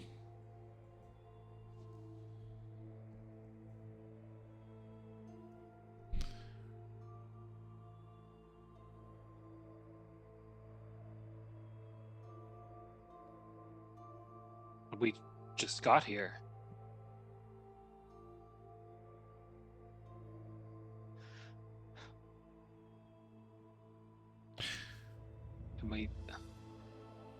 Can we at least rest? We're all injured.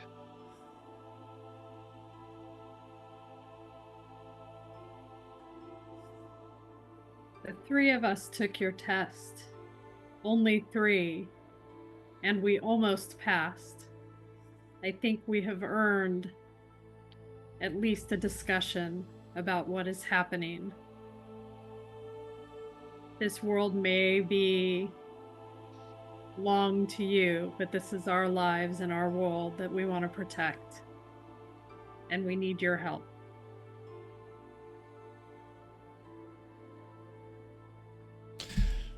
As you are speaking, she kind of stops, seems to stop listening to you, like listening to Kula for a moment, listening to Karasi.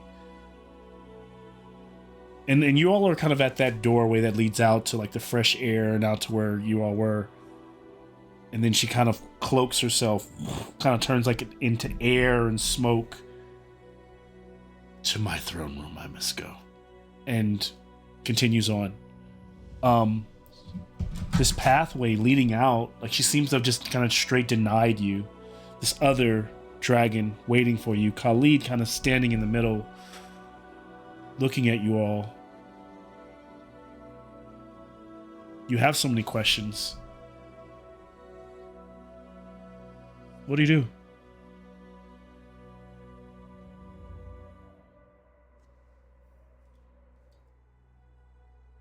Set up camp and rest. Yeah. Right here in the middle of the thing. We could, yeah. I mean, we'd... I refuse to leave. You have to understand, though, even if the dragons are going to deliberate and sit with this decision for 1,000 years, we're not just going to go home. We're going to still take on this problem, but we're going to do it alone. And apparently, if this test was any indication, we're going to die.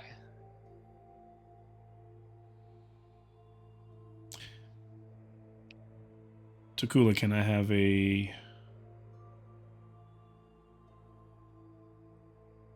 boon awareness check? Awareness. Okay.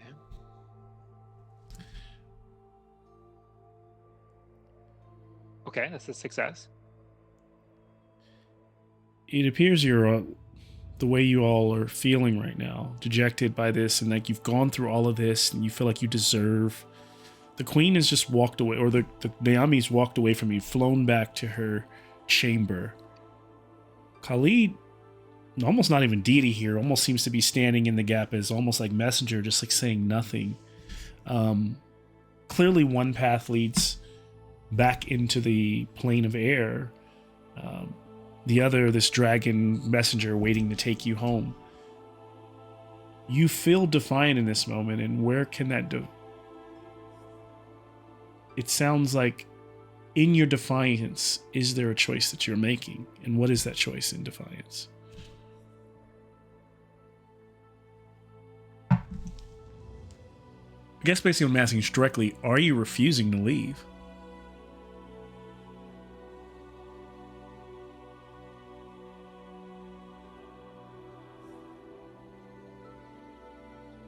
I mean, you've been told to, but like, you know, yeah, are they being defiant here? Yeah.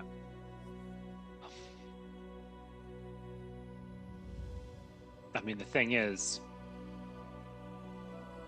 if they want us to leave, they can make us leave.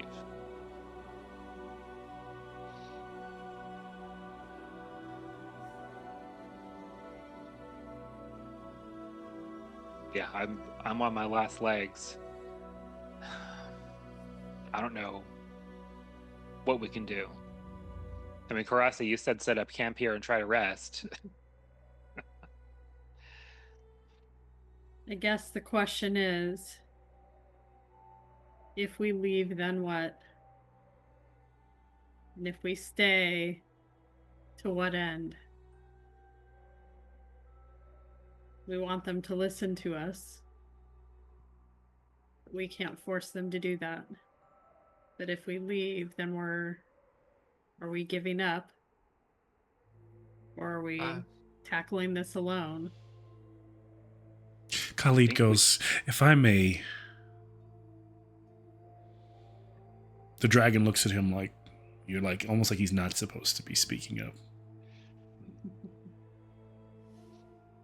Yes. Takula, you make a good point. Think of the story of the dwarves, the Mikibe. Do you remember it?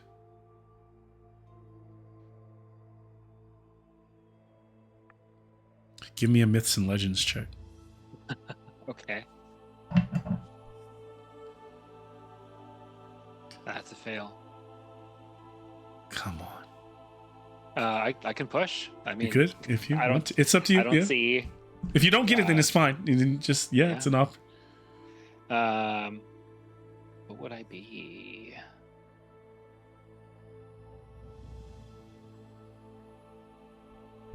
I'd say I'd be exhausted at this point. Let's try again. That's a demon. It's okay. All right. Second one of the night. No, you can still remember it. It's like, because it's one of those things, but I'm not gonna like reiterate it at this point. But I'll say that's my hint. The story of the Mikibe dwarves. Again, two paths lie before you. One of defiance, one of going back.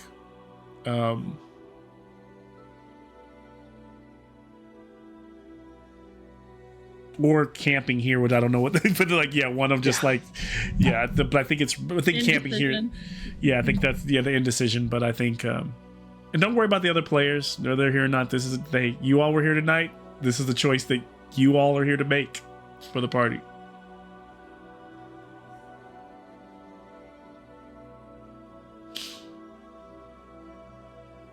Well,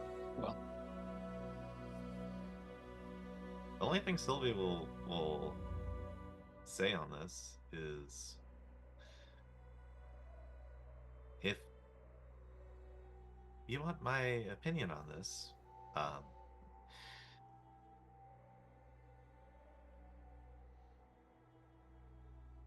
I was a stranger to Daru. I had no people, no name to rely on, no one. But I became something there because I offered a hand to help to the people, to those who needed it. And then I became a bit more than that.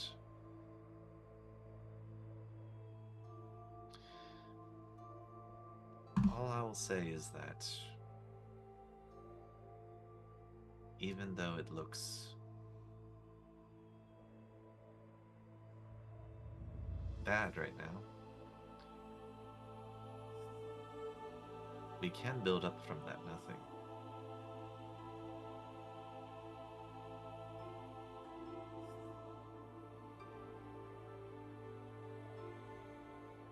We just need to have a show of good faith.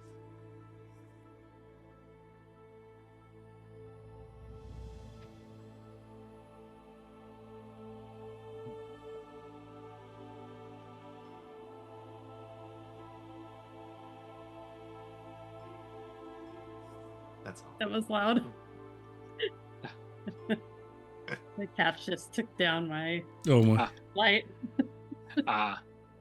And I what actually is- didn't hear anything. I didn't even hear anything. It's like Oh, probably it noise. was really loud and knocked stuff down. So, anyways, And so, Cats what are is gonna be this? cats. What is the suggestion that is so? I mean, I kind of understand where Sylvia's coming from, but I'm wondering is there a way she is pushing either or? Is she trying to? Is that what she's saying? Leading? What she is maybe recommending the group? it seems like she is recommending to leave, regroup, and come up with a new plan. Is what Karasi would have taken from what you just said. I Kinda don't what I think heard, that's too. Too far from the truth, because even if we leave right now, doesn't mean that we can't come back later. And all it means is that we have to show something else that can prove that, We are ready. and they should listen to what we have to say. Doesn't mean that this is the final end to this all. Just a setback. Perhaps we did reach too far. And I don't see how camping on their doorstep will endear us.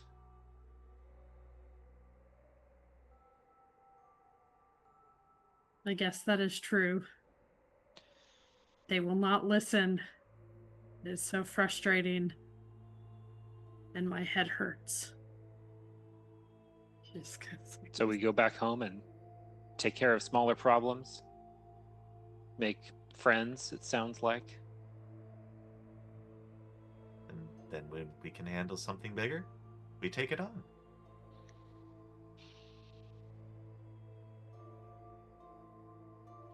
Simple as that.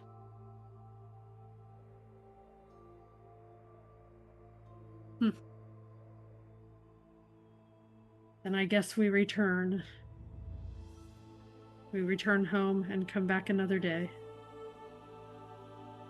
I didn't get to say this before, but it was good to meet you, Cody.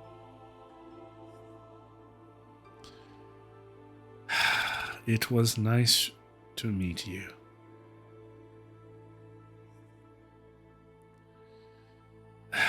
I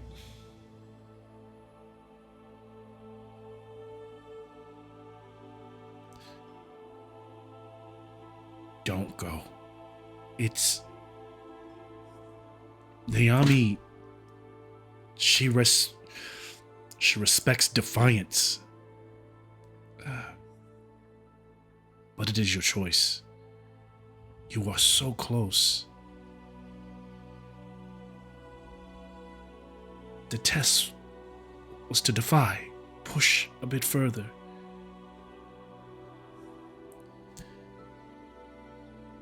Don't say anything. He's like speaks to the dragon, is just kind of looking disapproving. But I'm saying if you want to stay, you go this way, and you go and you stand before her, not like humans, but like heroes, like gods. You put yourself in that. This scenario, it breaks mortal creatures, as the dwarves meant it, but it's not about whether the world survives. It's about understanding that all worlds die. She's giving you a choice. There will be many hundreds and even thousands of years before your world dies. She's right. You can go live it however you wish. Or you can come here and get the information that you seek. And even if that is not your choice to go on, even if the information that you get from her is not what you want, you can still go home and not choose to go on to bring dragons and get their help. But at least you will know that you got the respect of Naomi herself. I should not have said nothing, but I consider you friends.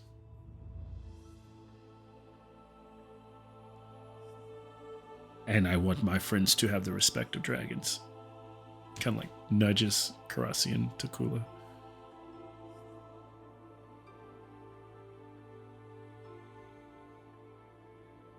We can get her to talk. Let's get her to talk.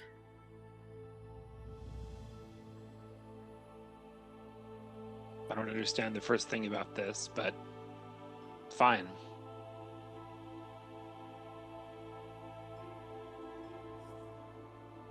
All right. Dragons are strange. I understand. Plus, I have gifts for you. We're going through all of this, and we've got to patch up that arm and your ribs. Don't worry, they'll heal on their own. And then if you don't like, you can go home. Are you ready to go? Ready anytime. Yes. Let's go.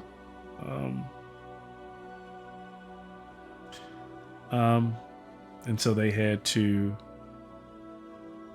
see Naomi. We will fade to black there. The group got a really strong. This was a episode where you essentially like scoring an achievement. So there will be some treasures to give. You guys got a C right up until like on in terms of the outcomes. So I'll have to give you. I won't. I'll have like the treasures and the things like that they get from what they went through, because I didn't want it to just feel like a dream episode. So there are some things, there are some outcomes. So like of your best outcomes, you guys kind of got like the middle outcome. But all together good. And so I don't want to railroad you, because if they can go home, that pretty much was the final test, is them basically saying no to her. And Takula was so close because he was saying no. Like you and Karasi were both being like, what? Like, how dare you?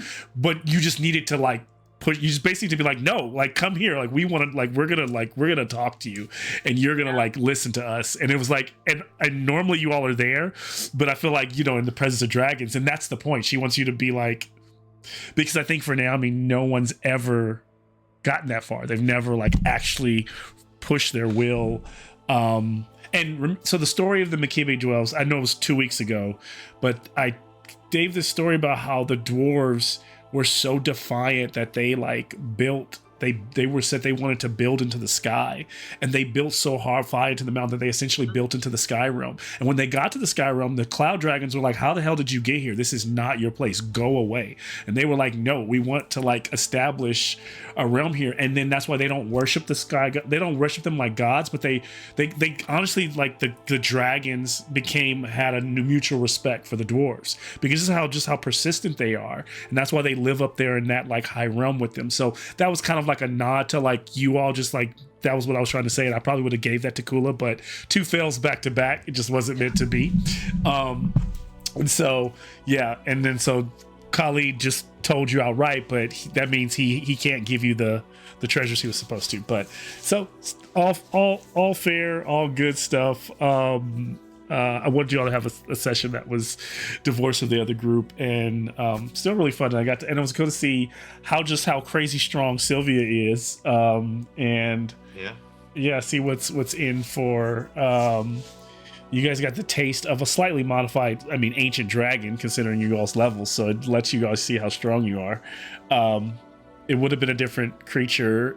You all chose fire, so it was going to be You have like 5 different dragons that were going to come I out? had a dragon. I had an air elemental. I had another kind of like smoky-like creature that was going to be like if it was the void. So yeah, it was a number of different miniatures that would have been used with different abilities and things like that. So yeah, that's cool. You guys get your, so you all were here. You will get your 4. I'll give you all 4 achievements plus any that you can advancement rolls. Right. And yeah, good stuff. Yeah. But I think it's meant for the first element you place is meant to be the element that sparks life or whatever it is. And then whenever you place that opposite element thing, basically war enters that's when things kind of get bad. And then whenever your opposite element was, you started with good, you placed your opposite element turned like that's where wind became evil. And then you left fire for it. The destructor is always going to be the last element. So if you would have placed an element before that, it would have petered out and reappeared. So you would have probably realized that whatever your last one is going to be your destructive element. And if you would have actually destroyed it, then you would have saved, you would have had like the best possible outcome. That's where the dragons are going to like literally, she probably wouldn't have been as cold because you would have actually passed the test. But it was a test. It was a puzzle. You were like, humans are meant to fail, right? Like, it's like almost like there's no way they can do that. But you all came, I mean, the dragon had 17 hit points left. So I mean, like it was still with 3 of you, that's still really, really good. So you shouldn't feel like you failed at all. If anything, I threw like a really crazy puzzle and a crazy boss fight at 3 of you, in one night. So yeah, you definitely succeeded. So don't feel that. I think you all did really, really well, all things considered. And I think it was really interesting. And it was just to see, and I think it was a chance to, the puzzle itself is about what do you choose? Why do you choose it? What is that world? And kind of putting yourselves in the position of gods and then realizing that all these decisions that get made, like, they still, even the gods can't necessarily stop the worlds from eventually ending. So, but yeah, it was good stuff.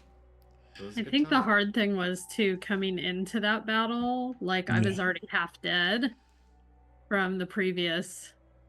Oh, Yeah, you were it's at a half. challenge. Oh, you were at half hit points from the last fight. Oh yeah, I forgot that. Yeah, that would have been. Sylvia That would was have. at- Yeah, so we didn't start at max.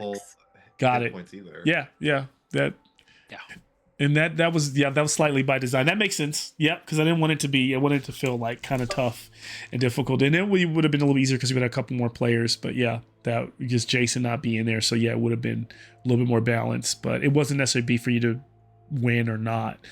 And then your also, whenever, I know it's weird, but whenever they're flittered, because I know Crossy was like, we did it 3. You did do it 3, but in reality, the other players are still there. You just don't, like, they're not being accounted for. They're like in the background. So yeah, that's good stuff. But unlike other D&D, you all get the benefit of when you play an actual in-person game, you get the benefit of actually leveling up. So Kira can't actually level up because you weren't here. So that's good stuff for you all. I don't know if anyone's close to getting new heroic abilities, but right now, unless right now you're no new heroic abilities yet, because we haven't hit a new milestone just yet. So otherwise, if you're looking for a new heroic ability, you're probably trying to max out one of your skills. So yeah, we will pick up here. We'll actually have the conversation with the gods, with Naomi next game. I just know I wanted the whole group to be there for the actual conversation, or they were going to go home and not have it. So, but I do think either one is fair because I think